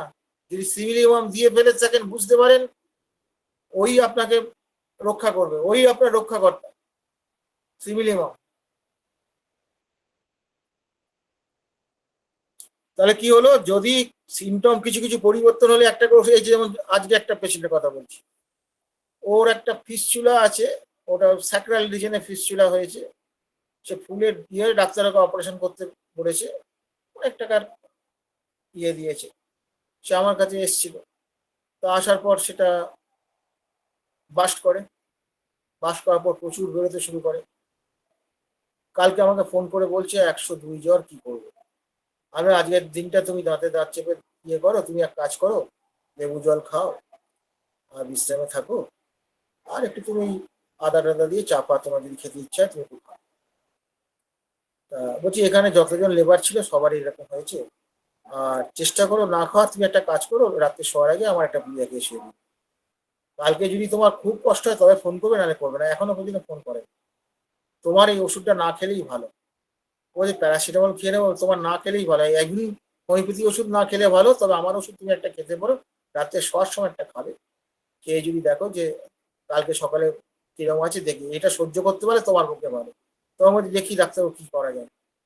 সে কিন্তু করবে, কারণ তার ছেলেকে অসাধারণ রেজাল্ট আমি দিয়েছি, সেই ছেলেই তার বাপকে জোর করে ধরে নিয়ে এসছে। তো ফলে ব্যাপার হচ্ছে যে এই অপারেশন করতে হচ্ছে না, এই যে ফিস্চুলাটা কোথাও হয়েছে বলে স্যাক্রালজির একটা ফিস্চুলা আছে। তাহলে বুঝতে পারছেন এইখানে এই যে পেশেন্টটাকে আমি দিলাম না কেন, অ্যাকুট কন্ডিশনটা হচ্ছে 102 জ্বর বলেছে, আমার পেন উঠলে বললে হবে না, তাকে কনভিন্স করতে হবে, বোঝাতে হবে। আমি কেন এই লেবু জলগুলো খেতে বলেছি কেন, আমরা দেখেছি এই ধরনের হালকা খাবার খেলে পরে জ্বর টরগুলো অনেকটাই কম থাকে, বেটারের দিকে যায়, এই জন্যই বলেছি। শরবতের মতন করে খেতে বলেছি, আমি রেস্টে থাকো, কাজ করবে না, চেষ্টা করো সহ্য করা, তাতে তোমার ভবিষ্যতে অনেক ভালো হবে, তুমি যে রোগটার জন্য এসছো সেটা অনেক ভালোর দিকে যাবে। এই যে তাকে টোপটা আমি দিয়ে রাখলাম, এই টোপটা কিন্তু আমার নিষ্ঠুরতা নয়, এটা নীতিভিত্তিক টোপ। আমি যদি তাকে যদি পয়সা আমি অনলাইনে দিয়ে দিই, সঙ্গে সঙ্গে সে পেমেন্ট করে দেবে আমাকে। আমি তাকে বলে দিই যে এই ওষুধটা তুমি খাও, আমাকে এটা পেমেন্ট করে দেবে, সে দেবে। আমি কি টাকার জন্য আমার ইজ্জত বিক্রি করব, আমার নীতি বিক্রি করব? টাকা কি আমি পাই না, না রোগী দেয় না আমাকে? এত ভিখারিপনা কেন, এত প্রতারণা কেন? এ তো ডাকাতি এক ধরনের। আমরা ডাক্তার হয়ে ডাকাতি করবো কেন? আমাদের তো নীতি মেনে চলার, নীতি মেনে দুভাত ডাল ডাল ভাত জোগাড়ের ব্যবস্থা তো হ্যানিম্যান করে দিয়ে গেছে, এরপরে আমরা কেন নীতি ভাঙবো কেন, নীতি নীতি মেনে চলবো কেন? অসাধারণ সব রেজাল্ট আপনি দেখতে পাবেন এই সমাজে, আপনারা এমন এমন রেজাল্ট দিতে পারবেন যেটা ভাবতে পারছে না। প্রতিটি সময় আপনি মারা গেলে পরে দু ফোঁটা চোখের জল ফেলবে মানুষ, এটা হলেই তো হবে আপনাদের সার্থক জীবন। ও কসাই ছিল, ইয়ে ছিল, এরকম তো গল্প না। আপনি যখন ঠিক মতো সারাতে পারবেন, টাকার অ্যামাউন্টটা কোনো ব্যাপারই নয়, কোনো ম্যাটারই নয়। টাকা তো দেয় পেশেন্ট, দু একজন বাদে সবাই দেয়। তাহলে বোঝা যাচ্ছে যে আমরা কথায় কথায় ওষুধ দেবো, অ্যাকুট কন্ডিশনে এসছে অ্যাকুট ওষুধ দেবো না। অ্যাকুট মানেটা কি? অ্যাকুট মানে হচ্ছে আমরা ক্রনিক মায়াজমের acute exacerbation of the chronic miasm. Chronic মায়াজমের একটা ফ্লোর, এটা এইটাই তো এখানে বলেছি, এটা তো একটা ফোকাস। ক্রনিক মায়াজম দুম করে আমি দিয়ে দেবো, ছেড়ে খেলা নাকি? আপনি যে ওষুধটা দিয়েছেন, ডিপ অ্যাক্টিং ক্রনিক মেডিসিনটা দিয়েছেন, সেটা আপনি বুঝতে পারলেন যে হ্যাঁ ঠিকই আছে, তা সত্ত্বেও এইরকম একটা গন্ডগোল দেখা দিয়েছে, আপনি তাকে চট করে ওষুধ দেবেন, তাকে ম্যানেজ করুন, ভোকাল ভোকাল কথা বলতে শিখুন। এমন হয়ে কথা বলতে হবে, ছোটখাটো ভয় দেখাতে হবে, আবার আবার পালিশও করতে, এই করে পেশেন্ট দ্বিধাদ্বন্দ্ব করে আর কিছু করবে না উল্টো পাল্টা, ব্যাস টাইমটা পেরিয়ে গেলে আপনিও বেঁচে গেলেন, রুগীও বেঁচে গেলেন। এইগুলো শিখতে হবে। এটা কিন্তু কেউ শেখাতে পারে না, এটা আপনার বুদ্ধির উপর নির্ভর করছে কোন পেশেন্টটাকে কিভাবে বললে সে অ্যাকসেপ্ট করবে। সেই নলেজটাও কিন্তু আপনার দরকার, সেই নলেজটা না থাকলে কিন্তু আপনি পারবেন না। তাহলে এইটুকু হলো। তাহলে আমরা এরকম দুমদাম ওষুধ দেবো না, একটা ক্রনিক মেডিসিন দেওয়ার পরে দুমদাম ওষুধ দেবো না। এই জ্বরের গল্পটা বললাম, বেশিরভাগ জ্বরই বিনা ওষুধে সেরে যায়। কি বলবো আপনার, দু একটা ক্ষেত্রে ওষুধ লাগে, সে আমি চেষ্টা করি আগে ওই ওষুধটার কোনো লোয়ার পোটেন্সি দেওয়া যায় কিনা, লাগলে আরেকটু চেষ্টা করি যদি এক্সাইটিং কজটা যদি খুব মারাত্মকভাবে থাকে, কম থাকে, সেক্ষেত্রেও করি কি একটা লোয়ার পোটেন্সি ঠেকাবার চেষ্টা করি। এটা তো 100টার মধ্যে একটা কি দুটো, বাকি 98টা ক্ষেত্রে বাতেলা দিয়ে তাকে শুধু কায়দা করে ঘুরে বেড়ায়, এই বেলাটা দেখো ওই বেলাটা দেখো, এইসব কাণ্ড কারখানা করি। ফোন করছে সে, হ্যাঁ খাও কমবে, ওষুধ যা দিয়েছি কমবে, ওষুধটা তো একটু পাওয়ারটা কম দিচ্ছি তো, আগের ওষুধটা অনেক হাই পাওয়ার তো, ওইটা আছে বলে এটা কাজ করতে একটু অসুবিধা হচ্ছে, কমে যাবে। যদি একদম একান্ত না কমে তুমি কালকে আমার কাছে চেম্বারে এসো। বিভিন্ন কৌশলে আপনাকে সময়টাকে ওয়াশ করতে হবে, কারণ ব্যাপার হচ্ছে কি নীতিভিত্তিক হলে কি, নীতি তো আপনাকে সারাবে, ওষুধ কি সারায়? ওষুধ যদি সারাতো তাহলে যে কোনো ওষুধ দিলে তো সেরে যেত, তা তো হয় না। ওষুধে যখন নীতিভিত্তিক প্রয়োগ হয় তখন সেই নীতি তোমাকে কিওর করে, মেডিসিন কখনোই কিওর করে না। এই কথাটা একটু হজম করতে অসুবিধা হবে। ওষুধটা যখন নীতিভিত্তিক করে তখন সে কিওর করে। যদি ওষুধ কিওর করার ক্ষমতা থাকতো তাহলে ওষুধ নিজেই যে কোনো ওষুধ দিলেই পরে কিওর করতো।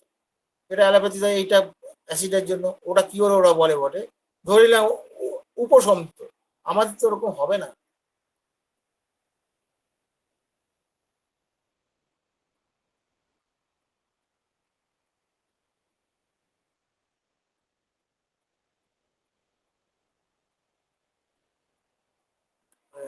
ইয়ে হয়ে গেছে ওই,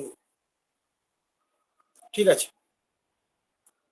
তারপরে কি বলছে, this is an important part of the higher homoeopathy that we follow minutely the retrograde movement of the life force. এই যে রেট্রোগ্রেড মুভমেন্টটা কিভাবে পরপর স্টেপ বাই স্টেপ মুভমেন্টটা হচ্ছে, ওই জন্য রেকর্ডিং যখন করবেন তখন কিছু বিশেষ বিশেষ জায়গাগুলো কত সালে হয়েছিল, কোন মাসে হয়েছিল, ওটা কিন্তু ভেতরে লিখে রাখবেন। লিখে না রাখলে আপনি রেট্রোগ্রেড প্রোগ্রেস হচ্ছে কিনা বুঝতেই পারবেন না। এটা করবেন কিন্তু, এটা কিন্তু ওই অর্গানানো বলা নেই। Follow minutely the retrograde movement of the life force under the action or influence of the similia as long as continues to act, as long as continue, যতক্ষণ সে কন্টিনিউ করছে ততক্ষণে আপনাকে দেখে যেতে হবে। when it ceases entirely, যখন এটা পুরোপুরি বন্ধ হয়ে যাবে, a new selection can be made which will take up the miasm at that point। ওই সময় মায়াজম যেটা আছে সেই পয়েন্টের উপর দিতে হবে, আগেরটার উপর নয়। ওই সময় যদি ওই মায়াজমটা থাকে তাহলে আগেরটাই দেবে। যদি অন্য মায়াজম যদি চলে আসে, যেটা change of plan of treatment, যেটা কেন্ট বলেছেন, আমরা কজন বুঝি change of plan of treatment? মুখে হাত দিয়ে বলুন তো দেখি, বুঝুন, কে কে বোঝেন বলুন, আমি ক্রস করবো আপনাকে পরে, ধরবো। Miasm at the point and continue the neutralize its action upon that life and the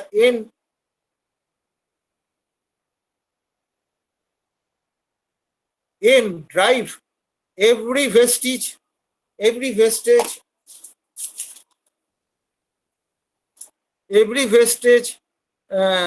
and sign of its presence for the organism and the perfect and complete cure in the result of our efforts। আমাদের চেষ্টার ফলে যদি আমরা এইভাবে observation গুলো করতে পারি তাহলে কিন্তু আমরা বুঝতে পারবো। এখানে জেন কাঞ্জিলাল বলছে enhance your observation power, enhance, তোমার অবজারভেশন পাওয়ারটাকে বাড়াও, নাহলে তুমি গন্ডগোল করবে। আরে বাবা, আপনি গাড়ি চালাচ্ছেন, আমরা যদি চোখটাই যদি দেখতে পাই রাস্তা ঠিক মতো, তাহলে আপনি কি করবেন আপনি ভাবুন। এখানেও তাই, অবজারভেশন পাওয়ারটা কিন্তু বাড়াতে হবে, না বাড়ালে ফলে কিন্তু আপনার বিপদ ঘটবে। আজকে এইটুকু বলে শেষ করলাম, ধন্যবাদ। পরেরটা একটু পরে শুরু হবে। আচ্ছা স্যার, আমাদের মাঝে পার্থপ্রদীপ চৌধুরী স্যার আছেন, স্যারকে অনুরোধ করছি কিছু বলার জন্য।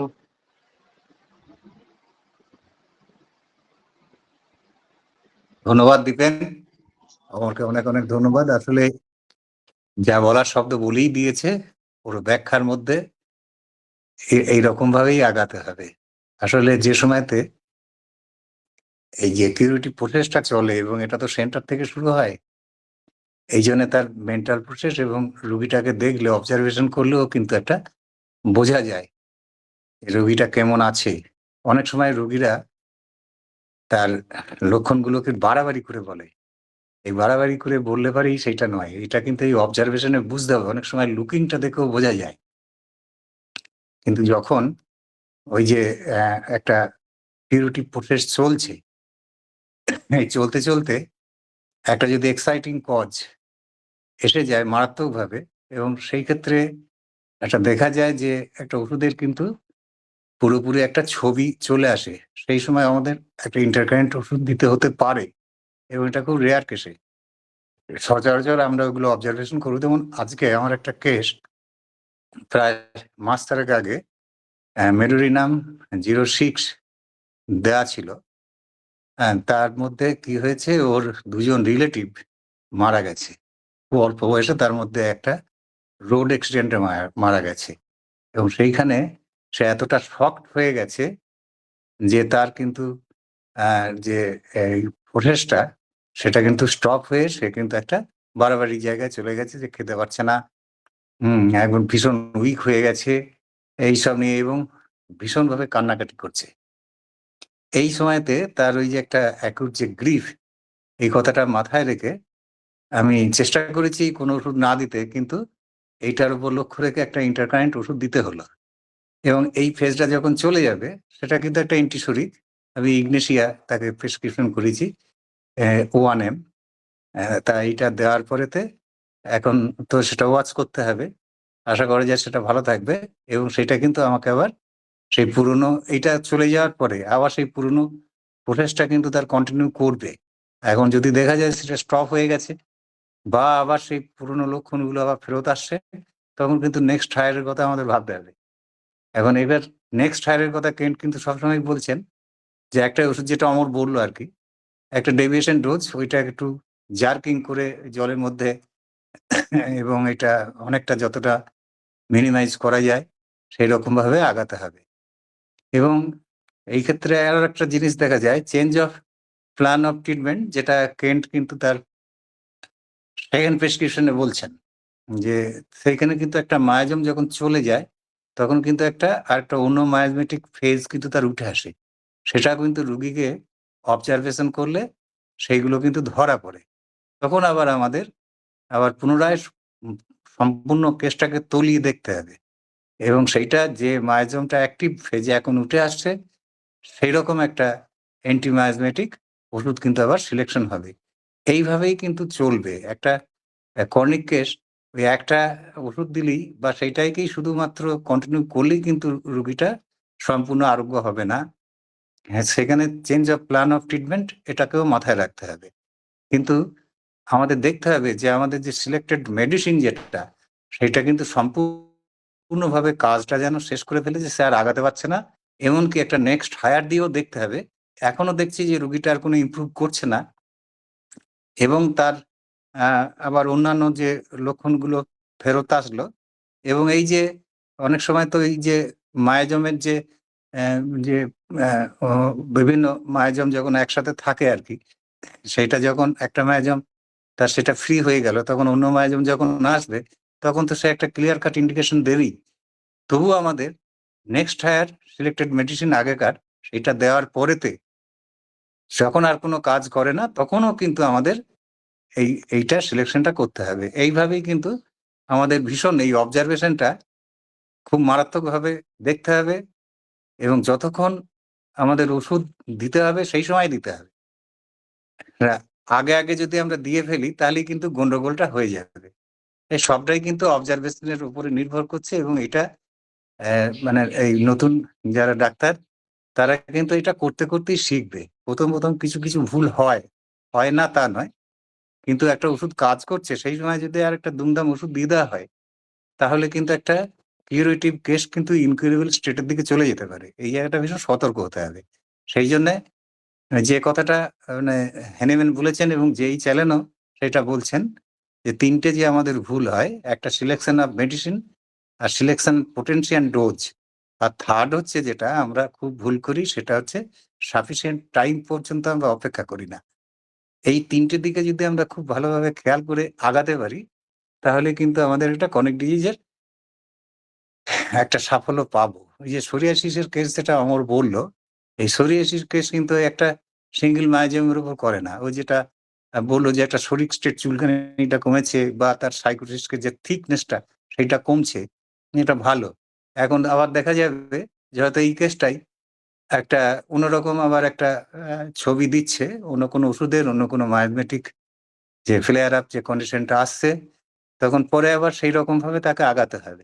সোরিয়াসিস কেস কিন্তু ওই একটা মায়াজামের উপর দিলেই সেটা কিন্তু যাবেও না। খুব এই সোরিয়াসিসের কেস একটা মারাত্মক মানে কিওর নিয়ে যাওয়ার জন্য আরকি খুবই ঝঞ্ঝাটপূর্ণ একটা কেস। যাই হোক, অমর যেটা বলেছে তার উপর আর কোনো কথা হয় না। এইগুলোই আমরা খেয়াল করি এবং এইগুলো লক্ষ্য করে আমাদের কিন্তু আগে যেতে হবে। ধন্যবাদ, একটু বললাম। আর কেউ কিছু বললে শুনি। সকলে ভালো থাকবেন। ধন্যবাদ স্যারকে, খুব সুন্দর একটা সংযোজন স্যারের কাছ থেকে পেলাম। আচ্ছা, আমাদের যেহেতু সময় কম, আমরা প্রশ্ন এই উত্তর নিয়ে দীপেন, হ্যাঁ স্যার, ধন্যবাদ জানাও ধন্যবাদ জানা পার্থ ইন্টারনেটকে, পার্থকে নয়। ঠিক আজ আছে স্যার। ইন্টারনেট গন্ডগোল করেনি, ওর আচ্ছা নেট স্যার, গন্ডগোল করেনি আজকে। হ্যাঁ স্যার ঠিক আছে। আচ্ছা, আজকের এই যতটুকু আলোচনা হলো, কারো যদি কোনো প্রশ্ন থেকে থাকে আপনারা করুন। অনেকের জিজ্ঞাসা থাকতে পারে, তারপর আমরা দ্বিতীয় পর্বে যাব। কারো কি কোনো প্রশ্ন আছে আজকের বিষয়ে যেসব আলোচনা হলো, যে যতটুকু?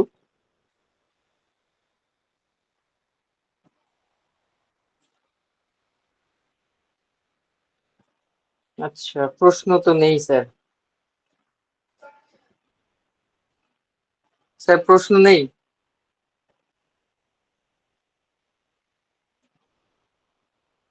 প্রশ্ন না থাকলে পরেরটা আলোচনা শুরু করে দাও। আমি রেডি আছি স্যার। আচ্ছা স্যার, আমি একটু সময় নিচ্ছি। এটা আচ্ছা, আলাদা রেকর্ড আমাদের করো, এটা আলাদা রেকর্ড করবে। আমাদের দ্বিতীয় পর্বে আলোচনা শুরু করছি। একটু সময় নিচ্ছি।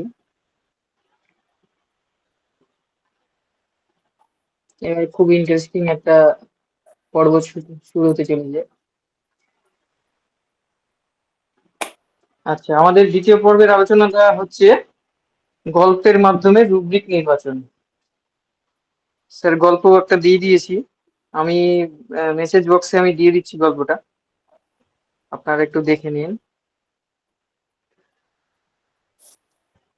গল্পটা কেউ পড়লে ভালো হয়।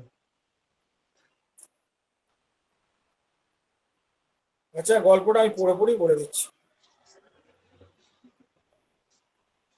শুরু করবো আমি শুরু করবো। হ্যাঁ স্যার, করুন। আচ্ছা, আমাকে পরিষ্কার দেখা যাচ্ছে? হ্যাঁ স্যার, ক্লিয়ার একদম। গল্পটা হচ্ছে হট্ট মন্দির। এই হট্ট মন্দির নামে ইতিহাস আছে, সেটা আমি আর এখানে অতটা যাচ্ছি না, কারণ আমাদের অন্য জায়গায় চলে যাবো তাহলে। মাত্র 3জন সদস্য, এখনো আমরা আছি, এখনো আমাদের কেউ মরেনি, যখন আমরা 3জনই এক দলে আছি, যদিও দেখা সাক্ষাৎ খুব কম হয়। মাত্র 3জন সদস্য, আমি, মোহনদা আর রামদা। আজকে রামদা সম্পর্কে কিছু কথা। অত্যন্ত দারিদ্র্যের সঙ্গে লড়াই করা এক ব্যক্তি, অত্যন্ত দারিদ্র্যের সঙ্গে লড়াই করা এক ব্যক্তি। এইটা হচ্ছে কি তার লাইফস্টাইল বা জার্নি অফ দ্য পেশেন্ট, তাই তো? অত্যন্ত দারিদ্র্যের সঙ্গে লড়াই করা এক ব্যক্তি, এই যে কথাটা বলছে, এটা কি কোনো গুরুত্ব আছে?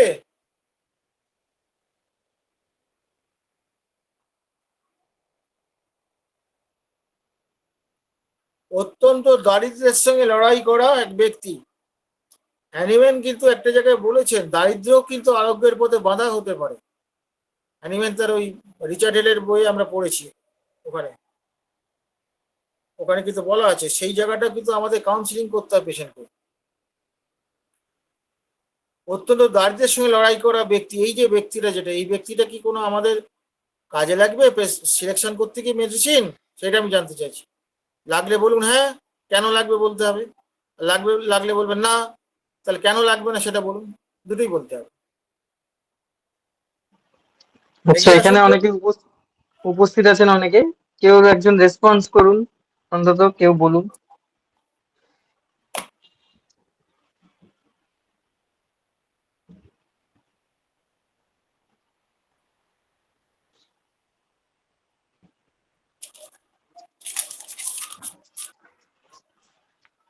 আরে মুখটা খুললেই হবে, মুখটা খুলুন সবাই, অনেকেই তো উপস্থিত আছেন।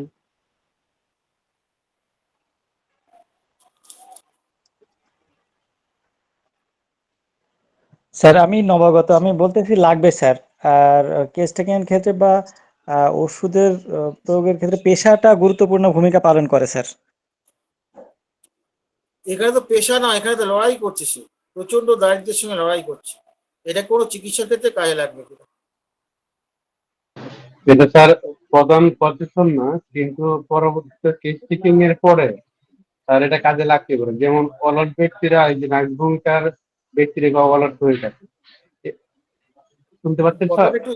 কথাটা একটু জড়িয়ে গেল, আমি কথাটা বুঝতে পারলাম না ভালো, একটু আস্তে আস্তে বলুন। বলছিলাম স্যার, এটা কেস টেকিং এর পূর্ণাঙ্গ কেস টেকিং নিতে গেলে এটা সহযোগী হিসেবে কাজ করতে পারে। যেমন এই অ্যাসিড ফ্লোরের রুগীরা পরিশ্রমী হয়, আর নাকভূমিকার রুগীরা অলস প্রকৃতির হয়। এটা যখন কেস টেকিং করা হবে, সম্পূর্ণ কেস টেকিং, তখন এটা শেষের দিকে কাজে লাগতেও পারে। জি স্যার। এটা রোগী পরিশ্রমী হবে, অ্যাসিড ঠিক আছে, কিন্তু কথা হচ্ছে এখানে তো পরিশ্রম সে বাধ্য হচ্ছে করতে, দারিদ্র্যের জন্য সে করতে বাধ্য হচ্ছে। কারণ আমি চিনি তাদের, তো আমাদের আমাদের গ্রামেই বাড়ি, আমরা খুব শ্রদ্ধা করি ওকে, এখনো বেঁচে আছেন ভদ্রলোক। এবং এরকম তো আপনি পাবেন তো, অনেকেই দারিদ্র্যের সঙ্গে লড়াই করে, আপনার জানেন তো, কোনো পুরুষ করে বা কোনো মহিলা করে, অনেকেই করে দারিদ্র্যের সঙ্গে লড়াই করে একটা এস্টাবলিশমেন্ট হলো। এরকম ঘটনা আমি অনেকে লাইফ করি। এইটাকে আমি কিভাবে কাজে লাগাবো? এটা তার লাইফস্টাইলের মধ্যে একটা গুরুত্বপূর্ণ জায়গা তো। আপনি শুধু সিমটম খুঁজছেন কেন? সিমটম তো লাইফস্টাইলের একটা এফেক্ট। ঘাতের প্রতিঘাতের লাইফস্টাইলের মধ্যে বিভিন্ন রকম ঘাত প্রতিঘাত হতে পারে। ঘাত প্রতিঘাতের মধ্যে হ্যাঁ? দারিদ্রতা তো কোনো সিকনেস না, দারিদ্রতা হতেই পারে, কিন্তু মানুষটা যে দারিদ্রতার সাথে যুদ্ধ করছে, এটাই তার একটা বড় ক্যারেক্টার। এই ক্যারেক্টারটা কি কি এফেক্ট আসতে পারে সেটা আগে বলো। ঠিকই ধরেছো, এটা কোনো বলো, এটাকে কিভাবে ইউজ করবে? সেই দারিদ্রতার সাথে যুদ্ধ করলেও সে তো অসৎ উপায় অবলম্বন করছে না। ঠিক আছে, ভালো। এখানে তার একটা অনেস্টির দিক উঠে আসছে, যে সে ভালো দারিদ্রটাকে মেনে নিয়েই চলছে, কিন্তু অন্য রাস্তায় সে হাঁটছে না। হ্যাঁ, খুব ভালো জায়গাটা বলে, খুব ভালো একটা জায়গা বলেছো। এখান থেকে অনেস্টিটা তার আমরা পেতে পারি, অনেস্টিটা পেতে পারি। তার তো মনোবল যেটা, হ্যাঁ মনোবল যে ব্যাপারটা, মনোবলের যে ব্যাপারটা, মনোবলটা তার প্রচুর বুঝলাম, কিন্তু এই জীবনে কি ঘাত প্রতিঘাত নেই? দারিদ্রের সঙ্গে যখন লড়াইটা করছে, ঘাত প্রতিঘাত গুলো সে কিভাবে কমব্যাট করছে সেটাই তো বোঝার বিষয়। এই জায়গাটা বাদ দেবো কি করে একটা মানুষের জীবনের? না বাদ দেওয়া যাবে না তো স্যার। তাহলে এটা কাজে লাগাবো কি করে সেটাই তো বলতে হবে। এখান থেকে এই যে অনিন্দ একটা কথা বলেছে, অনেস্টি বলেছে, হ্যাঁ অনেস্টি হতেই পারে। অনেস্টি হলে তারা কি ধরতে হবে এখানে? আমাদের এখানে কনসিয়েন্সিয়াস ধরতে, বিবেক বোধ সম্পন্ন এটা ধরতে হবে। ফলে বিবেক বোধ সম্পন্ন একটা চোরটা চিটিংবাজের ওষুধ আর একটা সৎ লোকের ওষুধ তো এক হবে না, নাও হতে পারে। এবার তাহলে ঘটনাটা হচ্ছে কি, এই যে লাইফে প্রতি মুহূর্তে সে দারিদ্রের সঙ্গে লড়াই করছে, এই লড়াইটা যেটা আছে, এই লড়াইটার মধ্যে দুটো জিনিস থাকতে হবে। তার অবস্টিনেসি আছে কিনা, কি ধরনের অবস্টিনেসি এটা জানতে হবে, এক নাম্বার। দ্বিতীয় নাম্বার হচ্ছে সে যে এই যে লড়াইটা করছে, ঘাতে প্রতিঘাতে লড়াই করছে, এখানে সে কতটা হ্যাপি। প্রচন্ড দুঃখ কষ্টের মধ্যে দিয়ে সেক্ষেত্রে এগিয়ে, ওই যে আমি একটা কেসের কথা বললাম আগের ক্লাসটাতে, বললাম যে ছেলেটা বলছে যে পুরোনো আমলে যে যা অপমান করেছে, যে যা আমাকে ইয়ে করেছে, সেগুলো সব মনে পড়ে আমি কষ্ট পেতাম, ইয়ে পেতাম, এখন ওগুলোকে স্যার আমি আর ওগুলোকে অত গুরুত্ব দিচ্ছি না। তার তার তার আমার রিজন গিফটেড মাইন্ড চলে আসছে। ফলে আপনাকে যখন আপনি দারিদ্রের মধ্যে লড়াই করছেন, আপনি যখন একজন অর্থবান লোক, আপনাকে দেখবেন লোকে অন্যভাবে খাতির খাতির করছে, স্যার স্যার করছিল, আপনি করছে। যখনই সে বুঝবে অত্যন্ত দরিদ্র, সঙ্গে সঙ্গে তার নেমে এলো তুই তো গাড়িতে নেমে আসে। আপনি দেখবেন চারিদিকে, এবং এই যে এফেক্ট গুলো, এই তুই তো গাড়ি, এই যে সমাজ থেকে যে এই রিয়াকশন গুলো সে পাচ্ছে, একটা সময় যে এক্সট্রাভিস হলে পরে তখন তাকে সবাই স্যালুট করছে। তাহলে এই যে স্টেজটা যেটা, এইটা হচ্ছে ম্যাথমেটিক্যাল পিউরার ইয়েতে কি বলে ভূমিকাতে ইন্ট্রোডাকশন হ্যানিম্যান বলছেন যে এই যে সিচুয়েশনটা, কোন সিচুয়েশন থেকে তার সিমটম গুলো ডেভেলপ হয়, সিচুয়েশনটাকে কিন্তু ধরতে হবে। সিচুয়েশনটা না ধরলে অনেক সিমটমের আপনি মেরিট বুঝতে পারবেন না, সিমটমটা পাবেন তার মেরিট বুঝবেন না। এইবার দেখুন এখানে তাহলে কি হচ্ছে, এই যে কন্ডিশনটা, যে দারিদ্রের সঙ্গে এই যে প্রচন্ড লড়াই করে ঘাতে প্রতিঘাতে লড়াই করতে হচ্ছে, এই যে লড়াইয়ের মধ্যে দেখবেন অনেক অপমান, অনেক অবিচার, হ্যাঁ, এইগুলো থাকবে। সেটা সত্ত্বেও সে কিন্তু তার লক্ষ্য থেকে সে দূরে সরে যায় না। এই যে অবিচল হয়ে আছে, এখানে তার একটা অবস্টিনেট নেচার আছে, কিন্তু এই অবস্টিনেসিটা কিন্তু ডিজিজ কন্ডিশন নয়, এটা তার কিন্তু একটা লক্ষ্য পূরণের জন্য সে পরিশ্রম করছে। এই যে স্টেটটা যেটা, এই স্টেটটাকে আনহ্যাপিনেস বলে। এই আনহ্যাপিনেস বলে, এখানে যদি অবস্টিনেট পাওয়া যায় তাহলে ভালো, অসুবিধা কিছু নেই। পেশেন্ট বলবে ডাক্তারবাবু আমি যেটা করবো সেটা না করে আমি ছাড়বো না, যতই আমার ঝড় ঝাপটা আসে, এই কথাটা বলে তখন অবস্টিনেট হয়, আদারওয়াইজ না। এবার এই ক্ষেত্রে আনহ্যাপিনেসের ক্ষেত্রে কিন্তু বেশি মেডিসিন লাগে না। কার্সিনোসিন একটা আনহ্যাপিনেস, সবই ইয়ে করছে। কার্সিনোসিন কিরকম, পায়ে দেখবেন এই আপনার বাড়ির ওই যে দরজায় ঢোকার আগে যে পাপোশটা আছে না, ওই পাপোশটা সবাই মারিয়ে যাবে। পাপোশ কিন্তু কিছু বলে আপনাকে যে কেন আমাকে মারাচ্ছ, বুট দিয়েও মারায়, চটি দিয়েও মারায়, খালি পায়ে মারায়, কিছু বলে না। এই হচ্ছে কার্সিনোসিন।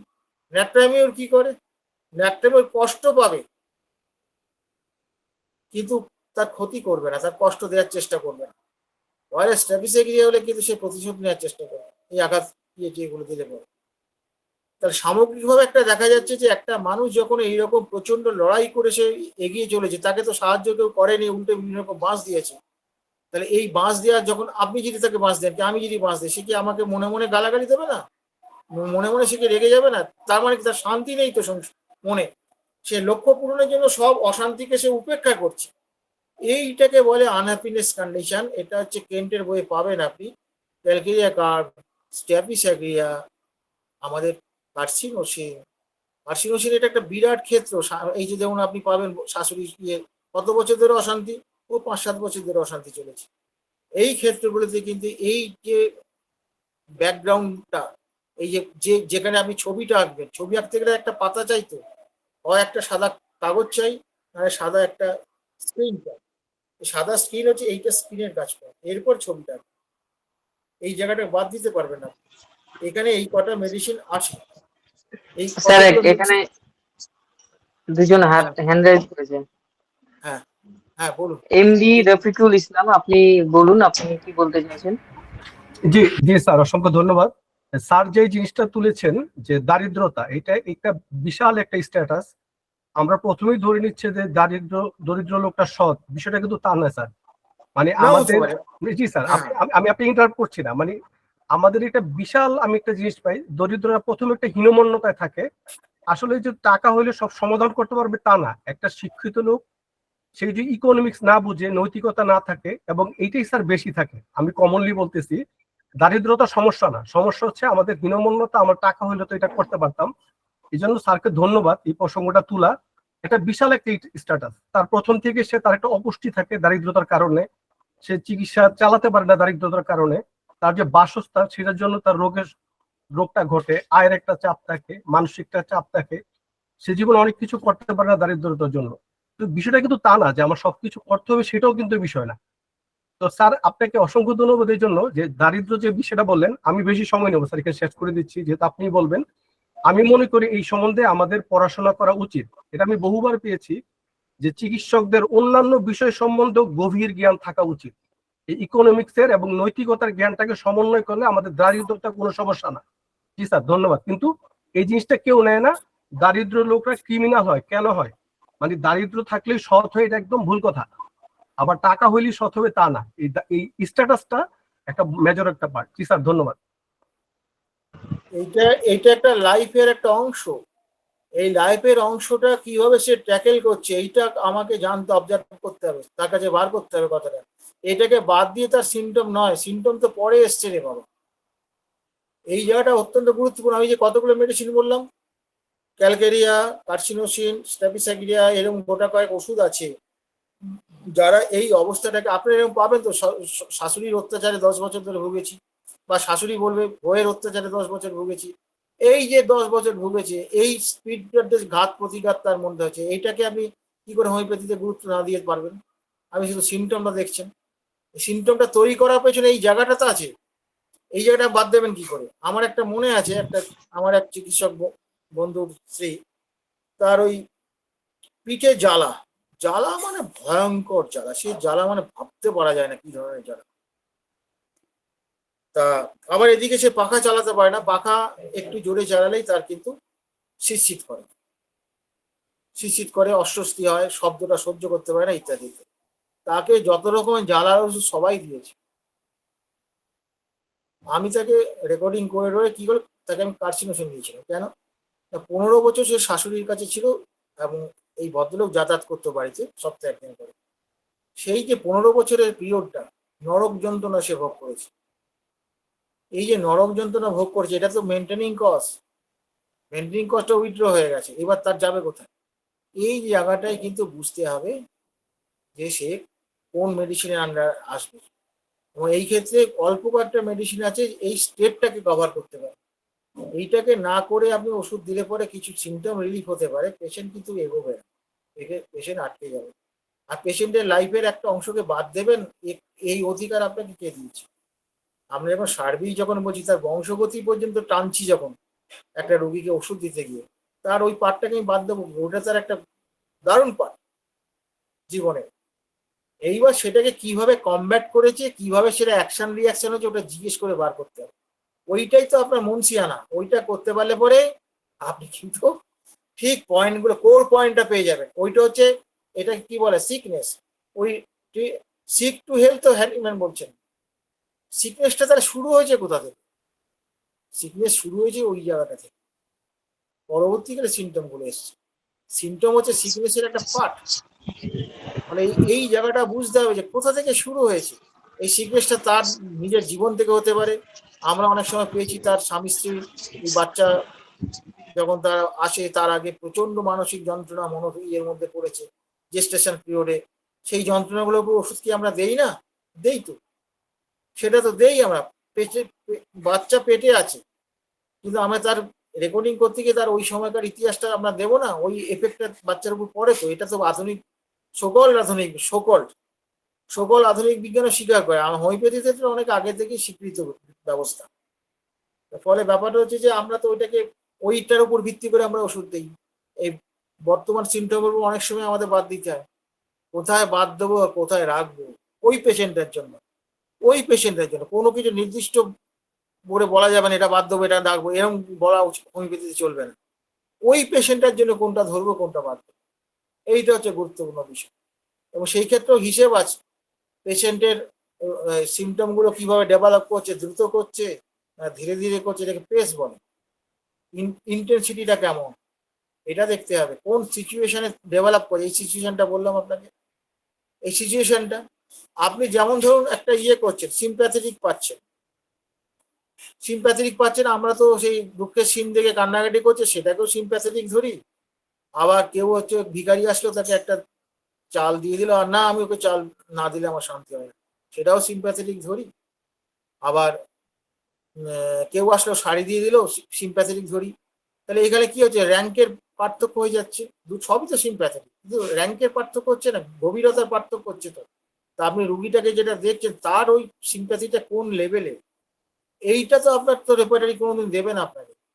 এটা ম্যাথমেটিক্যাল নলেজ প্লাস ওই যে অবজারভেশন, যেই চ্যালেঞ্জ বললেন অবজারভেশন পাওয়ারটা ডেভেলপ করে আপনাকে এই জায়গাগুলো পরীক্ষা নিরীক্ষা করে এগোতে হবে। আপনি সাকসেসফুল হবেনই হবেন, 2-4টে ফেলিওর হবে, সৎ প্রচেষ্টা কখনো ব্যর্থ হয় না। আপনি যখন করতে পারবেন তখন বুঝতে পারবেন মজাটা কোথায়। এই যে আবার দেখুন, কেউ হয়তো সাহায্য চাইলো, সে কি করে সোনাটা পাশের বাড়িতে গিয়ে বন্দুক দিয়ে তাকে সাহায্য করলো, এর গভীরতাটা আরো বেশি। বোঝা গেছে? আমি গভীরতা ইয়েগুলো বলছি। প্রথমে সিনেমার দুঃখের সিন দেখে কেঁদে বললো, এটাও সিম্প্যাথেটিক। কাউকে সে চাল দান করলো, কি 10 টাকা দিল, সেটাও সিম্প্যাথেটিক। আবার সে একটা শাড়ি দিল, 500 টাকা দামের শাড়ি দিয়ে দিল, সেটাও সিম্প্যাথেটিক। আবার সে কি করলো, নিজে না খেয়ে দিয়ে দিল, সেটাও সিম্প্যাথেটিক। আবার সে কি করলো, কারো কাছে ধার করে দিল বা সোনাটা বন্ধক দিয়ে, এটাও সিম্প্যাথেটিক। সবগুলো গভীরতা এক। সিচুয়েশন গুলোকে বিচার করুন না, সিচুয়েশন বিচার করলে আপনি বুঝতে পারবেন। আপনি বলুন না, যে কেউ একজন বলুন না যে আপনি একজন সোনাটা বন্ধক দিয়ে তাকে আমি সাহায্য করলেন, এটা কতটা, এটা গভীর, না আপনি তাকে তার কষ্ট থেকে কেঁদে ফেললেন, কোনটা গভীর বেশি? দুটোই তো সিম্প্যাথি। বলুন, যে কেউ একজন বলুন। স্যার সিম্পেথি দেখি যে হ্যাঁ, যে হ্যাঁ, কান্না করা, এটার গভীরতা অনেক বেশি। সিম্প্যাথি রেখে যে কান্না করা, এর গভীরতা অনেক বেশি হবে। র্যাঙ্কটা আর কোনটা, বন্দুক দিয়ে টাকা গভীরতাটা কোনটা রাখা, তার বেশি? মধ্যে তো থাকতো। হ্যাঁ, সিম্প্যাথি দেখে হচ্ছে কান্নাটা, সিম্প্যাথি থেকে কান্না, মানে একজনের দুঃখ দেখে যে কান্না, সিম্প্যাথি যে ব্যাপারটা। গভীরতা কোনটা বেশি? স্যার শাড়ি কিনে দেওয়াটাই গভীরতা বেশি হবে, কারণ তার অর্থনৈতিক ভাবে কন্ট্রিবিউশন থাকছে। হ্যাঁ, সোনা হচ্ছে খুব পছন্দের জিনিস মানুষের, ওটার সঙ্গে অনেক আবেগ জড়িয়ে থাকে, সেইটাকে সে বন্ধক দিয়ে সাহায্য করছে। মানে এই যে সিচুয়েশনটা, এই সিচুয়েশন থেকে তো আপনি র্যাঙ্ক ইয়ে করুন, গ্রেড নয়, গ্রেড কিন্তু একটা সংখ্যা। এই যে আমাদের রেপার্টারি যে গ্রেড গুলো দেখেন, আপনি ইয়ে ভ্যালু অফ সিমটমিক কেন্ড পড়ুন, ওখানে ফার্স্ট গ্রেড সিমটম বলছে যে সিমটম গুলো মোস্ট অফ দ্য প্রুভারের মধ্যে পাওয়া গেছে, সেটা রিপ্রুভিং হয়েছে এবং ক্লিনিক্যালি কনফার্ম হয়েছে, এই এই এইগুলোকে বলা হয় ফার্স্ট গ্রেড সিমটম। বোঝা গেছে? গ্রেডটা নয়, এখানে র্যাঙ্কটাকে ধরতে হবে। এই র্যাঙ্কটা হচ্ছে একমাত্র বলেছিলেন বৈনিক হোসেন বলেছিলেন।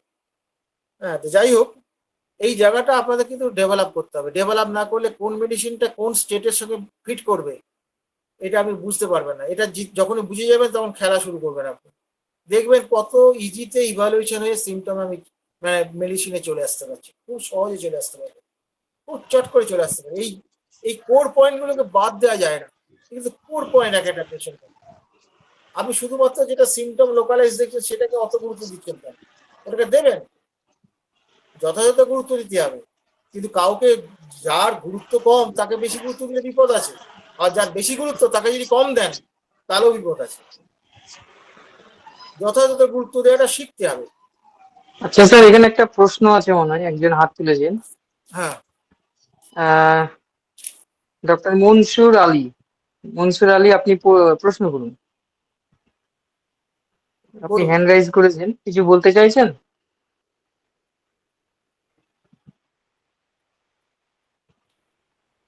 আচ্ছা, কোনো রেসপন্স পাচ্ছি না। না স্যার, হয়তো আমি ভুলবশত করেছি। জাস্ট মেকানিক্যাল রেপার্টারির সঙ্গে আর্ট পার্টটাকে যোগ করতে চাইছি। আর্ট পার্টটা যোগ করলেই কিন্তু আপনার রেপার্টারেশন অনেক সুন্দর হয়ে যাবে, খাটনিও কমে যাবে না। আপনি যদি বুঝতে পারেন কোনটাকে নিয়ে করতে হবে, যেটাকে বাদ দিয়ে দিতে পারবে না, 2-3-4টে সিমটম যদি বাদ না দিতে পারেন, একদম দিতেই হবে, তাহলে ওখান থেকে তো ড্রাগ ছোট হয়ে গেল, স্পেসটা ছোট হয়ে গেল। অত যোগ বিয়োগ কেন, এই বাচ্চা ছেলেদের মতন এ এত নাম্বার পেলো, অত নাম্বার পেলো, ওদিন তো কাটাতে হবে। তাহলে বোঝা গেছে এটা কাজে লাগাবে। আপনারা কার্সিনোসিন ক্ষেত্রে, ক্যালকেরিয়া, বিশেষত কার্সিনোসিন, এইরকম ব্যাকগ্রাউন্ড যদি পান, অত্যাচার, লাগাতার অত্যাচার দীর্ঘদিন ধরে, দিয়ে দেখুন না, আদার সিমটম দেখবেন ম্যাচ করে যাবে। তারপরে এটা পেলেই কার্সিনোসিন চোখ বুঝে দেবেন না, এইরকম ভুল কথা আমি বলতে চাইছি না। আপনি দেখবেন পেয়ে যাবেন, অধিকাংশ ক্ষেত্রে এই ওষুধগুলি আসবে, আর কেউ আসবে না। আচ্ছা, এবার সেই রামদার কথা বলছিলাম, আমরা তাকে গুরু বলে ডাকি, এটা কোনো সিমটম হবে না। যখন প্রাথমিকে পড়তাম তখন তিনি আমাকে পড়াতেন। তার হাতের লেখা ছিল ছাপার মতো, অসাধারণ ছবি আঁকতে পারতেন। তার এক ভাই অসাধারণ ছবি আঁকতেন। তিনটে কথা হলো, তার হাতের লেখা ছিল ছাপা অক্ষরের মতো। আমি ইংরেজি লেখা স্টাইলিশ দেখলে মাথা খারাপ, বাংলাটাও অসাধারণ লেখা, ইংরেজিতে এত স্টাইলিশ না, চিন্তা করতে পারবে না। ছবি এঁকেছে খাতার উপরে, এবং সে অসাধারণ ছবি আঁকতে পারতেন। আর তার এক ভাই ছবি আঁকতেন। এইটা থেকে কি কি আসবে, এই জায়গা থেকে আমরা কি এই তো গল্পতে এইটা তিনি কি করতে পারতেন ভালো, তিনি লেখা ছিল অসাধারণ সুন্দর, তিনি ছবি আঁকতে পারতেন, তার এক ভাই ছবি আঁকতে পারতেন। এটা থেকে কি ধরবো, এখান থেকে আমরা কি ধরবো? Art ability for art ability for হ্যাঁ, কেন্দ্রে বই নেই এটা পাবো, আর্ট অ্যাবিলিটি ফর তুমি সিনথেসিসে পাবে। সিনথেসিসে এবার এই আছে। আর্টের মধ্যে ওই যে ভাইয়েরটা যেটা আছে ওটা কি হবে?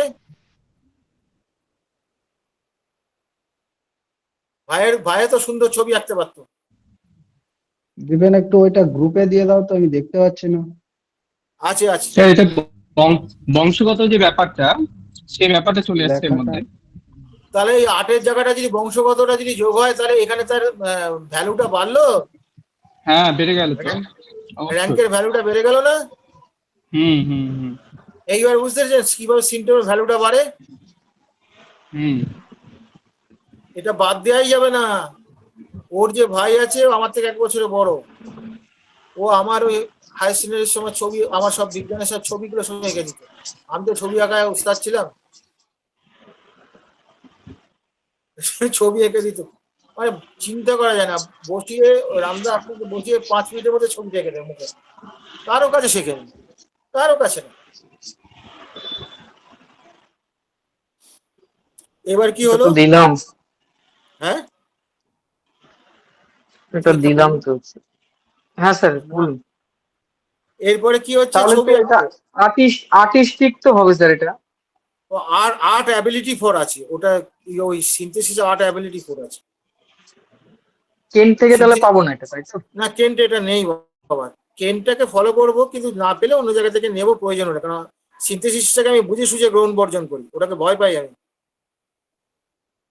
ওখানে যে ডাকগুলো আছে ওগুলো আমি সার্চ করে দেখে নিয়েছি, ওগুলো ঠিকই আছে, ওগুলো গন্ডগোল নেই। দেখে নিয়েছি বা প্রয়োগ করে দেখে নিয়েছি। তারপর কি বলছে? রামদা অসাধারণ আবৃত্তি করতেন, থিয়েটার যাত্রা পরিচালক ছিলেন। আবৃত্তি দারুণ করতো, থিয়েটার যাত্রা পরিচালনা করতো, কিন্তু কোনোদিন থিয়েটার করে নাই। করাতো, আমাদের দিয়ে করাতো, পয়সা খরচ করতো। আমরা যে করতাম, আমাদের টাকা পয়সার জোর ছিল কোথায়? তাহলে এটা কিরকম হলো ব্যাপারটা? আবৃত্তি করতো, থিয়েটার যাত্রা পরিচালনা করতো, এইগুলোকে কি ধরবো? এটাকে এটা কি ধরবো? ইন্টেলিজেন্সি। না, শুধু ইন্টেলিজেন্সি ব্যাপার নয় বেটা, এটাও তো আর্ট। যাত্রা, থিয়েটার, আবৃত্তি, এগুলো আর্টের মধ্যে পড়ে না? হ্যাঁ অবশ্যই পড়ে স্যার। তাহলে কি হলো? সারাপত যে আগে বললো যে র্যাঙ্ক বেড়েছে, এবার র্যাঙ্ক কমলো না বাড়লো আরো? অনেক বাড়লো স্যার। হ্যাঁ, বেড়েছে স্যার, আগের থেকে অনেক বেড়েছে। এইটাই রোগীর মধ্যে খুঁজে বার করতে হবে। আপনি এটাকে কোনোভাবে বাদ দিতে পারবেন না, কোনোভাবে বাদ দিতে পারবেন। তাহলে এখানে পরিষ্কার বোঝা যাচ্ছে এই যে তার আনহ্যাপিনেসে কয়েকটা ড্রাগ বললাম, 5-6টা ড্রাগ আছে, এর বেশি কিছু নেই। তার সঙ্গে এবার আপনি এখানে কি পাচ্ছেন? আর্ট অ্যাবিলিটি ফর, এখানে পাচ্ছেন। এইবার ওখানে এইখান থেকে আমরা এই কোয়ালিটি গুলো বেড়ে গেল, র্যাঙ্কটা বেড়ে গেল। আমি বুঝতে পারছি এই দুটোকে বাদ দিতে পারবেন না, এই দুটোকে রাখুন, রেখে দিয়ে এইবার কি হচ্ছে? তারপর কি বলছে? অট্টমন্দিরে গান লেখা আর তবলা বাজানো আমার দায়িত্ব। ওই গান লেখা হতো, গান লিখতাম, ইয়ে করতাম, তবলাও বাজাতাম আমি, সেটা আমার দায়িত্ব ছিল। সেটা সুর কি করতো? তাহলে এই যে আমার যে এই জায়গাটা আসছে, তবলা বাজানো, লেখা, লেখার গান লেখা, তার গান তো বুঝি আমি। তো গান লেখা এটাও তো আর্টের মধ্যে পড়ছে, এটা আমার ক্ষেত্রে পড়ছে। তবলা বাজানো ওটা কোন ক্ষেত্রে বলবে, এটা অনেকে একটু অসুবিধা আছে, কিন্তু বুঝিয়ে দিলে আর অসুবিধা হবে না, বহু কাজে লেগে যাবে আপনাদের। এই জায়গাটা আচ্ছা, একটু মিউজিকের মধ্যে, হ্যাঁ, এটা মিউজিক মিউজিকের মধ্যে তবলাটা কি ধরবো? ছন্দ আছে, ওর মধ্যে একটা তবলা তাল একটা আছে, ছন্দ মিউজিক। আছে, ছন্দটা মিলাচ্ছেন। কি ধরবো? রেপার্টারিতে কিভাবে মিউজিক পাবো? মিউজিক রেপার্টারিতে তবলা লেখা আছে, সিনথেসিসেরও নেই। না না, মিউজিক, মিউজিক মিউজিক আমি ধরবোটা লাগাচ্ছি, কি?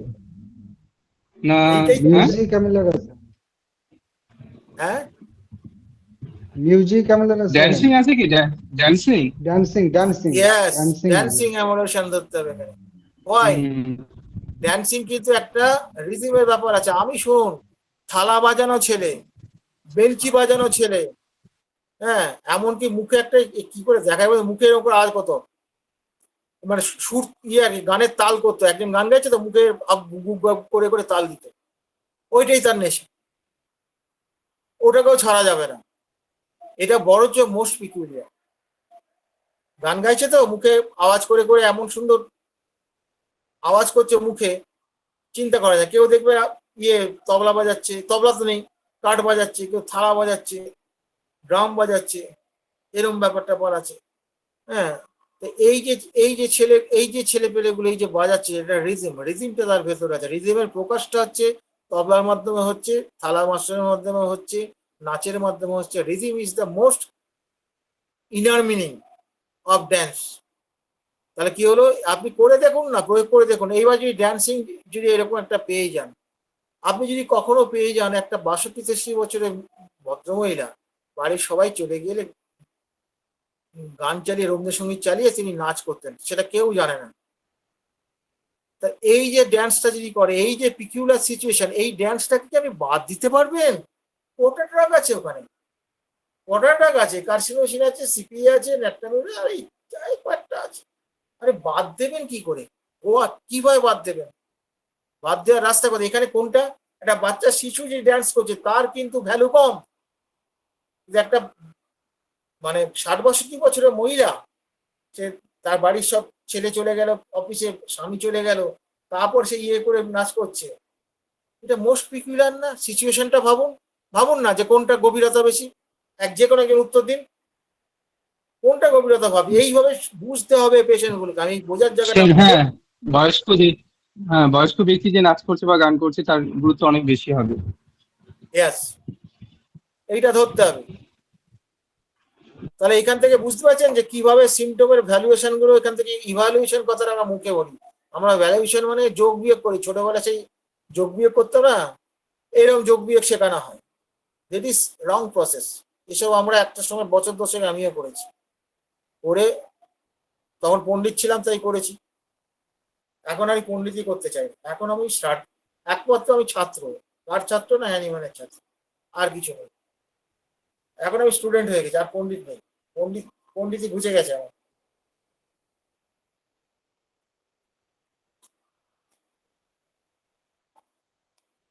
তাহলে এইটা এবার আপনাদের যারা নতুন যারা এসছেন, আপনারা গিয়ে পরীক্ষা করুন যে ড্যান্সিং হলে পরে কি রেজাল্ট আসছে। পেট বাজায়, পেট বাজানো, গা বাজানো ইয়ে আছে, অনেকে আছে, এরকম আছে। একটা ছেলে বলে, জানেন তো, অলক্ষণে ওর মাটা বলছে অলক্ষণে ও সবসময় আমাকে দেখলে পিঠ বাজায়, ইয়ে বাজায়, কি করে মনে মনে কে জানে। ওকে বলছি, ওকে জিজ্ঞেস কি করি, বলে গান করি, মাকে আমার খুব ভালো লাগে, মাকে দেখি আমার বাজাতে ইচ্ছে। এর কি উত্তর দেবে? তাহলে বুঝতে পারছেন যে এই সিচুয়েশন গুলো কিন্তু আপনাদের বুঝতে হবে।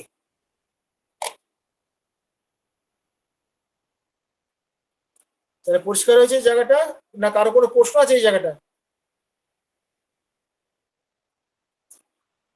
দেখবেন এখানে একটা ওষুধের পিকচারকে কিভাবে তুলে ধরা হয়েছে। দীপেন তো আগেই বুঝতে পেরেছে কোন পিকচার আসছে। স্যার, অনুমান করব? হ্যাঁ, অনুমান করব? পরে করলে হবে। আচ্ছা, ঠিক আছে। আরো আরো আরো আরো আসছে, আরো আরো আরো কমপ্লিট আসবে। দেখুন তাহলে কি হতো, যে লেখা এবং তবলা বাজানোর দায়িত্ব আমার ছিল, তো তবলা তাহলে ওটা ড্যান্সিং এমুলেশন ধরবে। হুম, এখনো আমার কাঠ বাজানোর স্বভাব এখনো আছে, সুযোগ পেলে আমার টেবিল বাজাই, কোনো গান ভালো লাগলে পরে বাজাই তো। না, ট্যারেন্টুলার ব্যাপারটা অনেক অন্য ব্যাপার, ওখানে ড্যান্সিংটাও ভায়োলেন্ট ভায়োলেন্ট ড্যান্সিং। এখানে ওইখানে ড্যান্সিং এর মধ্যে রিদম আছে, একটা সুর ছন্দ আছে না, এই সুরের সঙ্গে ছন্দটা মেলাতে হবে, তো ছন্দটা কোথায় যাবে? ও কি ওই ছন্দ অনুযায়ী করে কি? এইটা তো একটা না স্যার। বুঝতে হবে। এই ছন্দগুলো তো ধরতে হবে রে বাবা। ড্যান্সিং মানে চোখ বুঝে ট্যান্টুলাতে ঝাঁপিয়ে পড়বো তা তো নয়, আদার্স গুলো থাকতে হবে তো। এবার দেখুন কি করতো না, আমার দায়িত্ব ছিল কি গান লেখা আর তবলা বাজানো, আর মোহনদার দায়িত্ব কি ছিল, সে সুর করতো আর গান গাইতো। মোহনদা ভালো গান গায় রীতিমতো, এখনো বুড়ো বয়সে ভালোই গায়, এখন তার 73-74 বছর বয়স, এখনো মাঝে সাঝে গায়। এরা কিন্তু কোনো গান শেখেনি কারো কাছে। পরবর্তীকালে মোহনদা বোধ 1-1.5 বছর কারো কাছে শিখেছিল, এই পর্যন্ত। রামদা তো শেখেইনি কারো কাছে। এবার কি হলো, রামদা গানের সুর বিচার করতে এই জায়গাটা আমার ভালো লাগলো না রে, অমর এই জায়গাটা ওয়ার্ডটা পাল্টানো যায় কিনা দেখতো, আমার এই ওয়ার্ডটা ভালো লাগছে না, এরকম হতো। তারপরে কি বলছে দেখুন, হঠাৎ রামদা একটা বেহালা কিনে ফেললেন, কারো কাছে কিছু না শিখে বেহালা গান বাজাতে শুরু করলেন 1 মাসের মধ্যে। আমাদের যেসব গান বাজনা হতো, যে গানগুলো হতো, সেগুলো এক মাস পর থেকে একটা রবীন্দ্রসঙ্গীত উনি বাজাতে শুরু করে দেন। আমি বলছি, কি করে বাজাচ্ছ? আর তোরা যেমন করে গাইছিস আমি তেমন করে বাজাচ্ছি। এই যে বাজাতে শুরু করলো, এটাও তো আর্টিস্টিক, কিন্তু এখান থেকে একটা কি জিনিস বেরিয়ে আসলো সেটা বলতে পারবেন?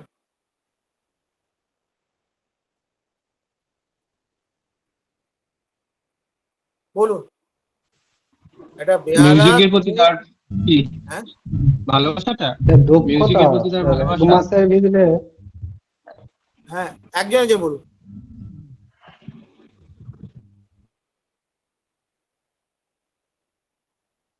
হ্যাঁ বলুন, একজন একজন একজন করে বলুন, কি যেটা বেরিয়ে আসলো। সে পরবর্তীকালে আমাদের গানের সঙ্গে উনি বাজাতে শুরু করলেন, এমনকি যাত্রার ব্যাকগ্রাউন্ড ইয়েতেও উনি বেহালা বাজিয়েছেন, অথচ বেহালা কার কাছে শেখেন। তখন তার এখন নেট ছিল না,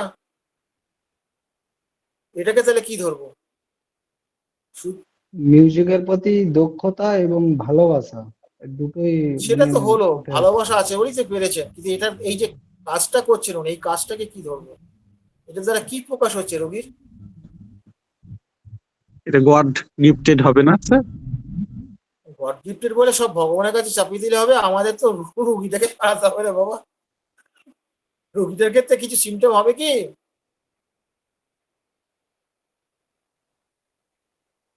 বেহালা হচ্ছে এমন একটা বাজনা যার ঘাট নেই, ওটাকে আঙুলের চাপে ঘাট ইয়ে করতে হয়। সেতারের থেকেও কঠিন, সেতার বা সরোদের থেকেও বেহালা বাজানো অনেক কঠিন।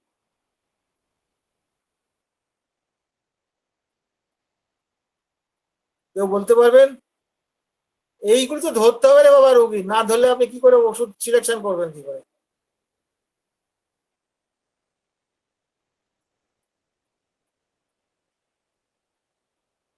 পারফেকশনিস্ট হতে পারে স্যার।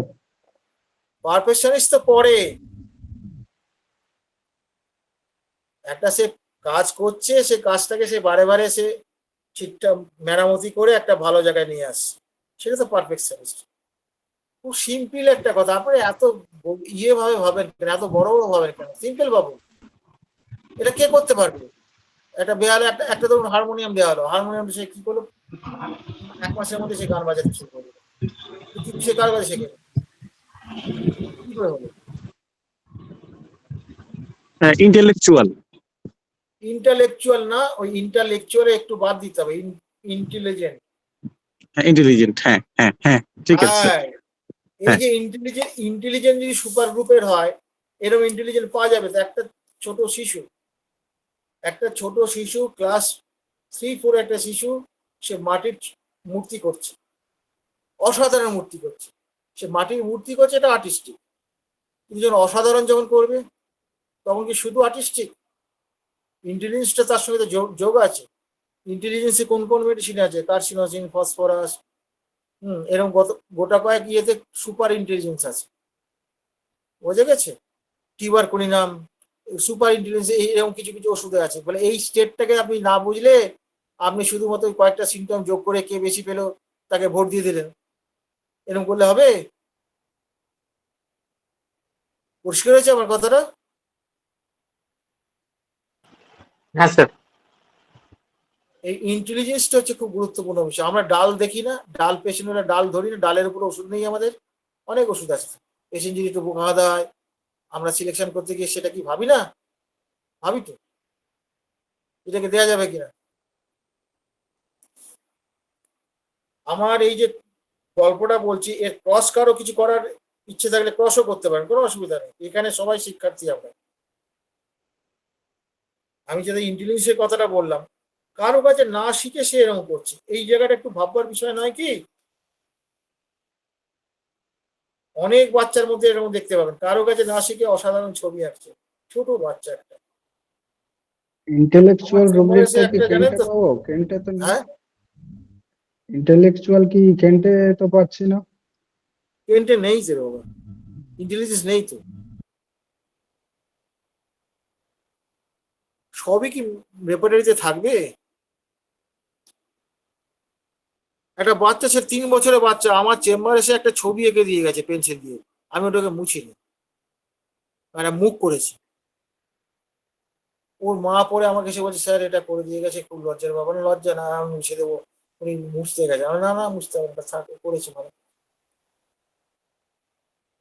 খুব ভালো করেছে। সেটাকে টিউবারকুলিনাম দিয়েছি, টিউবারকুলিনাম দেওয়ার পর সে এখন অনেক ভালো আছে, থাকবেও সে ভালো। তাহলে কি হলো, কোনো একটা জিনিস কখনো আর্ট হয়ে যাবে, আর্টের সঙ্গে ইন্টেলিজেন্সটা যোগ হবে, সব আর্টের এইগুলো বুঝতে হবে, কোন যেটা ইন্টেলিজেন্স যোগ হচ্ছে, কোন যেটা আর্ট যোগ হচ্ছে। এগুলো খুব নিজে নিজে যখন ডেভেলপ করবে, তখন কিন্তু ওই প্রতিভাটাকে কিন্তু শুধুমাত্র ওই আর্টিস্টিক বলে করা যাবে না, ইন্টেলিজেন্সটাকে ধরতে হবে। একটা ছেলে তার মা বলছে রেজাল্ট খুব খারাপ, পড়াশোনার হবে না, বুঝতে বুঝতে দেখলাম সে ছবি আঁকে খুব সুন্দর। আমি বলে, কিরে তুই কিরকম ছবি আঁকতে পারিস, আমাকে আঁকতে পারি? বলে, তুমি বসে, আমি এখন এঁকে দিচ্ছি। ও মা বলছে, হ্যাঁ 5 মিনিটের মধ্যে এঁকে দেয়। আমি মাকে বলে আমাকে বকবেন না, ওকে উৎসাহ দিয়ে দেখুন যেটুকু হয় হোক, ওর আর্টের লাইনে ইয়ে করে দেবে। ছেলেটা এখন তো ওই ইয়ে, আমার আমার চেম্বারে ওখানে ছেলেটা এখন তো এই লেখালেখি আর্টের ইয়েটি করি তো পেশা হয়ে গেছে। ওই লাইনে বেশি দূর লেখাপড়া করেনি, কিন্তু অসাধারণ ছবি আঁকার ক্ষমতা। ওই বিভিন্ন রকম কমার্শিয়াল আর্টগুলো লিখছে। মাঝখানে, কেমন আছিস? বলে, হ্যাঁ কাকু, ওই করি, সংসার চলছে, কোনো অসুবিধা নেই, ভালো ডিমান্ড আছে আমার। হ্যাঁ, তোর ডিমান্ড থাকবে, তুমি এত ভালো আর্টিস্ট। এই এই এই জায়গাগুলো আপনি কি দিয়ে বিচার করবেন? এগুলো গড গিফটেড বলতেই পারেন আপনি, সেটা তো আপনি বলেন, আপনাকে তো প্রেসক্রিপশনের গড গিফটেড বলে তো লিখতে পারবেন না।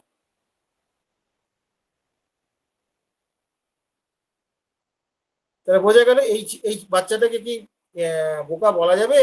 যেরকম ছবি আঁকতে পারে, দেখি ছবি এঁকে ফেলতে পারে। আমি তো ছবি আঁকার মাস্টার, আমি নিজে আঁকলে নিজেই চিনতে পারবো কি এঁকেছি। এটা গেল, এরপরে কি আছে? এই জায়গাটা পরিষ্কার হয়েছে? হ্যাঁ স্যার। আচ্ছা, এবার কি হচ্ছে? অত্যন্ত আনন্দের দিন ছিল তখন, অত্যন্ত আনন্দের দিন ছিল, এটাকে ধরতে হবে। আনন্দের দিন ছিল, ধরতে হবে তো, নাকি না ধরা যাবে না?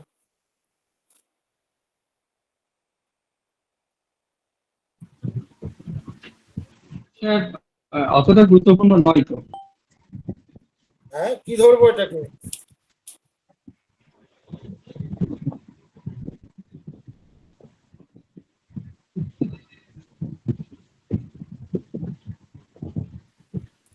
অত্যন্ত আনন্দের দিন ছিল, সেটাকে কি ধরা যেতে পারে?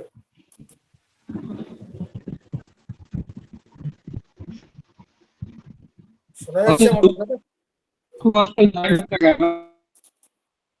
হ্যালো, হ্যাঁ সেটা তাদের খুব বেশি হচ্ছে, আমরা করতে পারিনি। হ্যাঁ হ্যালো। এটাকে কি ধরবো তাহলে? আনন্দের দিন ছিল, দীর্ঘদিন তো এটা ছিল। দীর্ঘদিন যেমন লড়াই করছি আমি, সেটাকে আমি ওখান থেকে ইয়েটা করছি, এখানে তো সেটাও তো ধরতে হবে নাকি?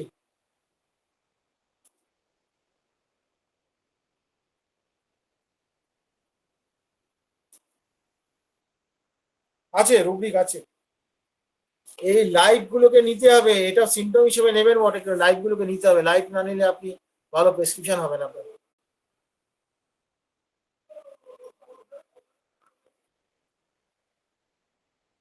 বলতে পারবেন কেউ?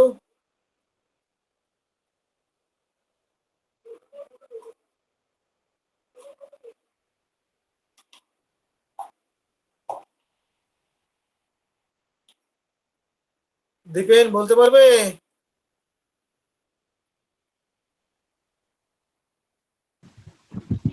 হ্যাঁ, এখানে আনন্দের দিন ছিল স্যার, এখানে চেয়ারফুল নেওয়া যায় নাকি? Yes, yes, thank you. কে বললেন? স্যার আমি তমাল স্যার। হ্যাঁ, একদম একদম স্যার। ঠিক, ঠিক জায়গায় ঢুকেছো। আর এবার দুঃখটা নেবে, আনন্দটা নেবে না, শোককে নেবে, শোক পেয়েছিল গ্রিপ নেবে, এগুলোকে নেবে না, শুধু দুঃখটা নেবে। দুঃখটা তোমার অপছন্দ বলে ওটাকে লিখে রাখবে? এটা তো নিতে হবে, এটা তো জীবনের একটা অংশ রে বাবা।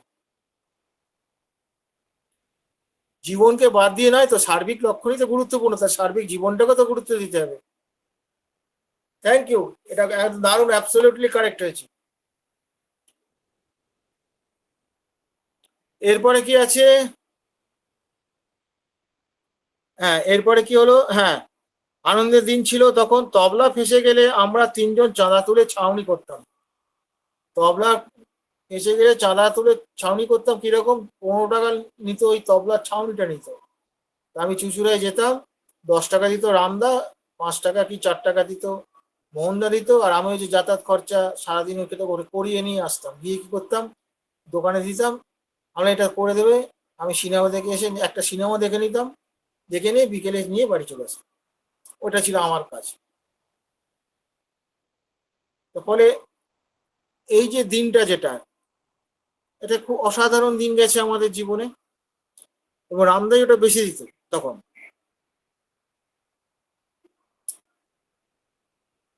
সবচেয়ে বেশি চাঁদা দিত রামদা। এবং রামদা এটা চাঁদা দিত কিসের জন্য দিত না, আমরা তাকে গুরু বলতাম। এবং মোহনদা হচ্ছে আমাদের মেজো, আমি হচ্ছে ছোট তার মধ্যে। আমি ওদের দুজনেরই আদরে, দুজনেই আমাকে খরচা করতে দিত না কোনোভাবেই। আর ছিলও না তো ক্ষমতা, কোথা থেকে পাবো? তখন কি আমাদের হাতে পয়সা দিত বাবা মারা? না, সেই জিনিস ছিল না। আচ্ছা, তারপরে কি হলো? এইটা তাহলে কি হবে? তিনি বেশি দিতেন, রামদাই তো বেশি দিত, তো চাঁদা বেশি দিত, এটাকে কি আচ্ছা, ধরবো?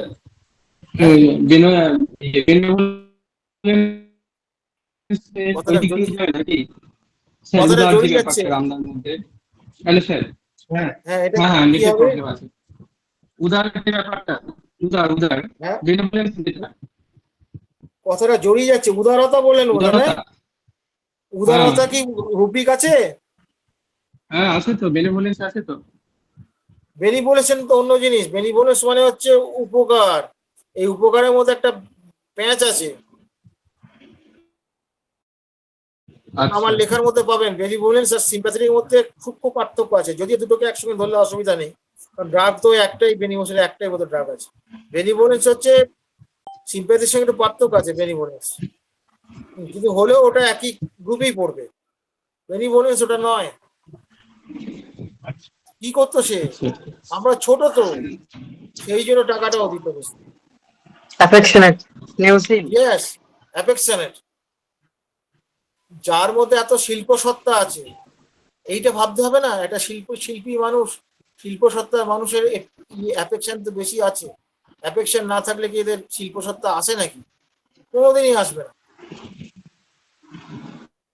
অ্যাফেকশনে তো দেখুন, এই পেশেন্টের ইয়ে থেকে আপনি এগুলো পাবেন এগুলো। এইবার দেখুন, রামদার সঙ্গে একজনের ভালোবাসার সম্পর্ক ছিল, কিন্তু বেকার ছেলেকে তার প্রেমিকা, তখন তো রামদা বেকার, টিউশনি করতো, বেকার ছেলেকে তার প্রেমিকা এড়িয়ে চলতে শুরু করলে রামদা কিছুদিন চুপচাপ ছিলেন। যখন এই ঘটনাটা ঘটে গেল, যখন ঘটে যাওয়ার পর রামদা চুপচাপ হয়ে গেছিল। আমরা দুই আর দিয়ে চুপ কর, পাকামি করতে হবে না, ছোট ছোটর মতো থাকবে, আমি সামনে নেবো। প্রায় মাস 2-3 চুপচাপ ছিল, কথা বেশি বলতো না, চুপচাপ থাকতো। তারপরে কি করলো, তারপর একটা ঘটনা ঘটে গেছে।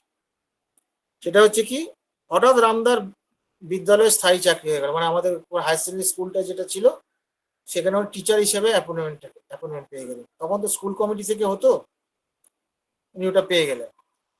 তারপরে কি হলো, তার প্রেমিকা এসে তার কাছে ক্ষমা চেয়ে বিয়ে করার অনুরোধ করে, কিন্তু রামদা রাজি হয়নি। এরপর রামদা দ্রুত পণ ছাড়াই বিয়ে করে ফেলেন। এইটা কি হবে?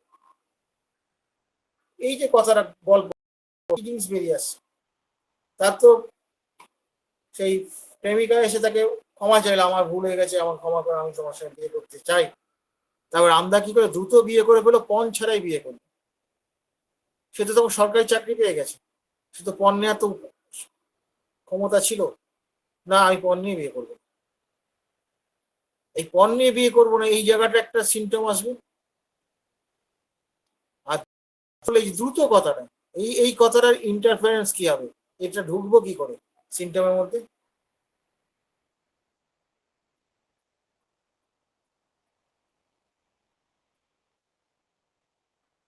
হ্যালো, চেষ্টা করুন।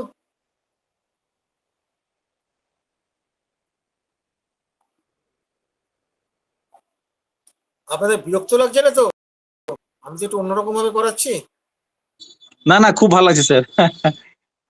আরেকবার বলুন স্যার, আরেকবার। হ্যাঁ, বলছি যে রামদা কি করলো, ওই যখন এসে আবার মেয়েটি এসে চাকরি পাওয়ার মেয়েটি এসে অনুরোধ করলো ক্ষমা চেয়ে, তো রামদা কি করলো, রাজি হলো না। এরপর রামদা দ্রুত পণ ছাড়াই বিয়ে করে ফেলেন। দ্রুত পণ ছাড়াই বিয়ে করে ফেলেন, এই কথাটার মানে কি হবে? এখান থেকে আমরা কি হোমিওপ্যাথিক সুবিধা পাবো? প্রথম কথাটা দ্রুত এবং পণ ছাড়াই। এই পণ ছাড়াটাকে আগে ধরা যাক। পণ ছাড়াই সে বিয়ে করলো, তার তো পণ নেওয়ার ক্ষমতা ছিল, সরকারি চাকরি পেয়েছে, স্কুল টিচার হয়েছে।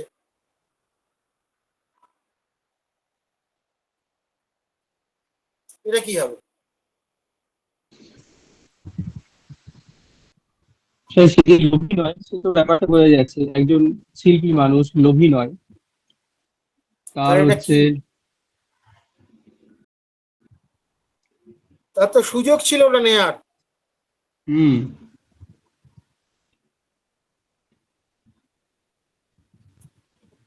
কি হবে তাহলে? পণ প্রথাটা কি নীতিগতভাবে ঘৃণা সমর্থন করতেন করা যায় না। তাহলে? তার এই নৈতিকতার এত দারিদ্র্যের মধ্যে চলেও তার নীতিবান মনে নৈতিকতা। হচ্ছে ওনাকে, নীতিবান। হ্যাঁ, তাই এত দারিদ্র্যের মধ্যে থেকে মানুষ হয়েছে তো। এখন চাকরি পাওয়ার আগেও তো টিউশনি করেই চলতো। তাহলে এত দারিদ্র্যের মধ্যে থেকেও তার নীতিটাকে সে বিসর্জন দেয়নি, তাহলে এটা কি হবে? হ্যাঁ, এখানে আর একটা জি স্যার, শেড আছে। নীতিবান।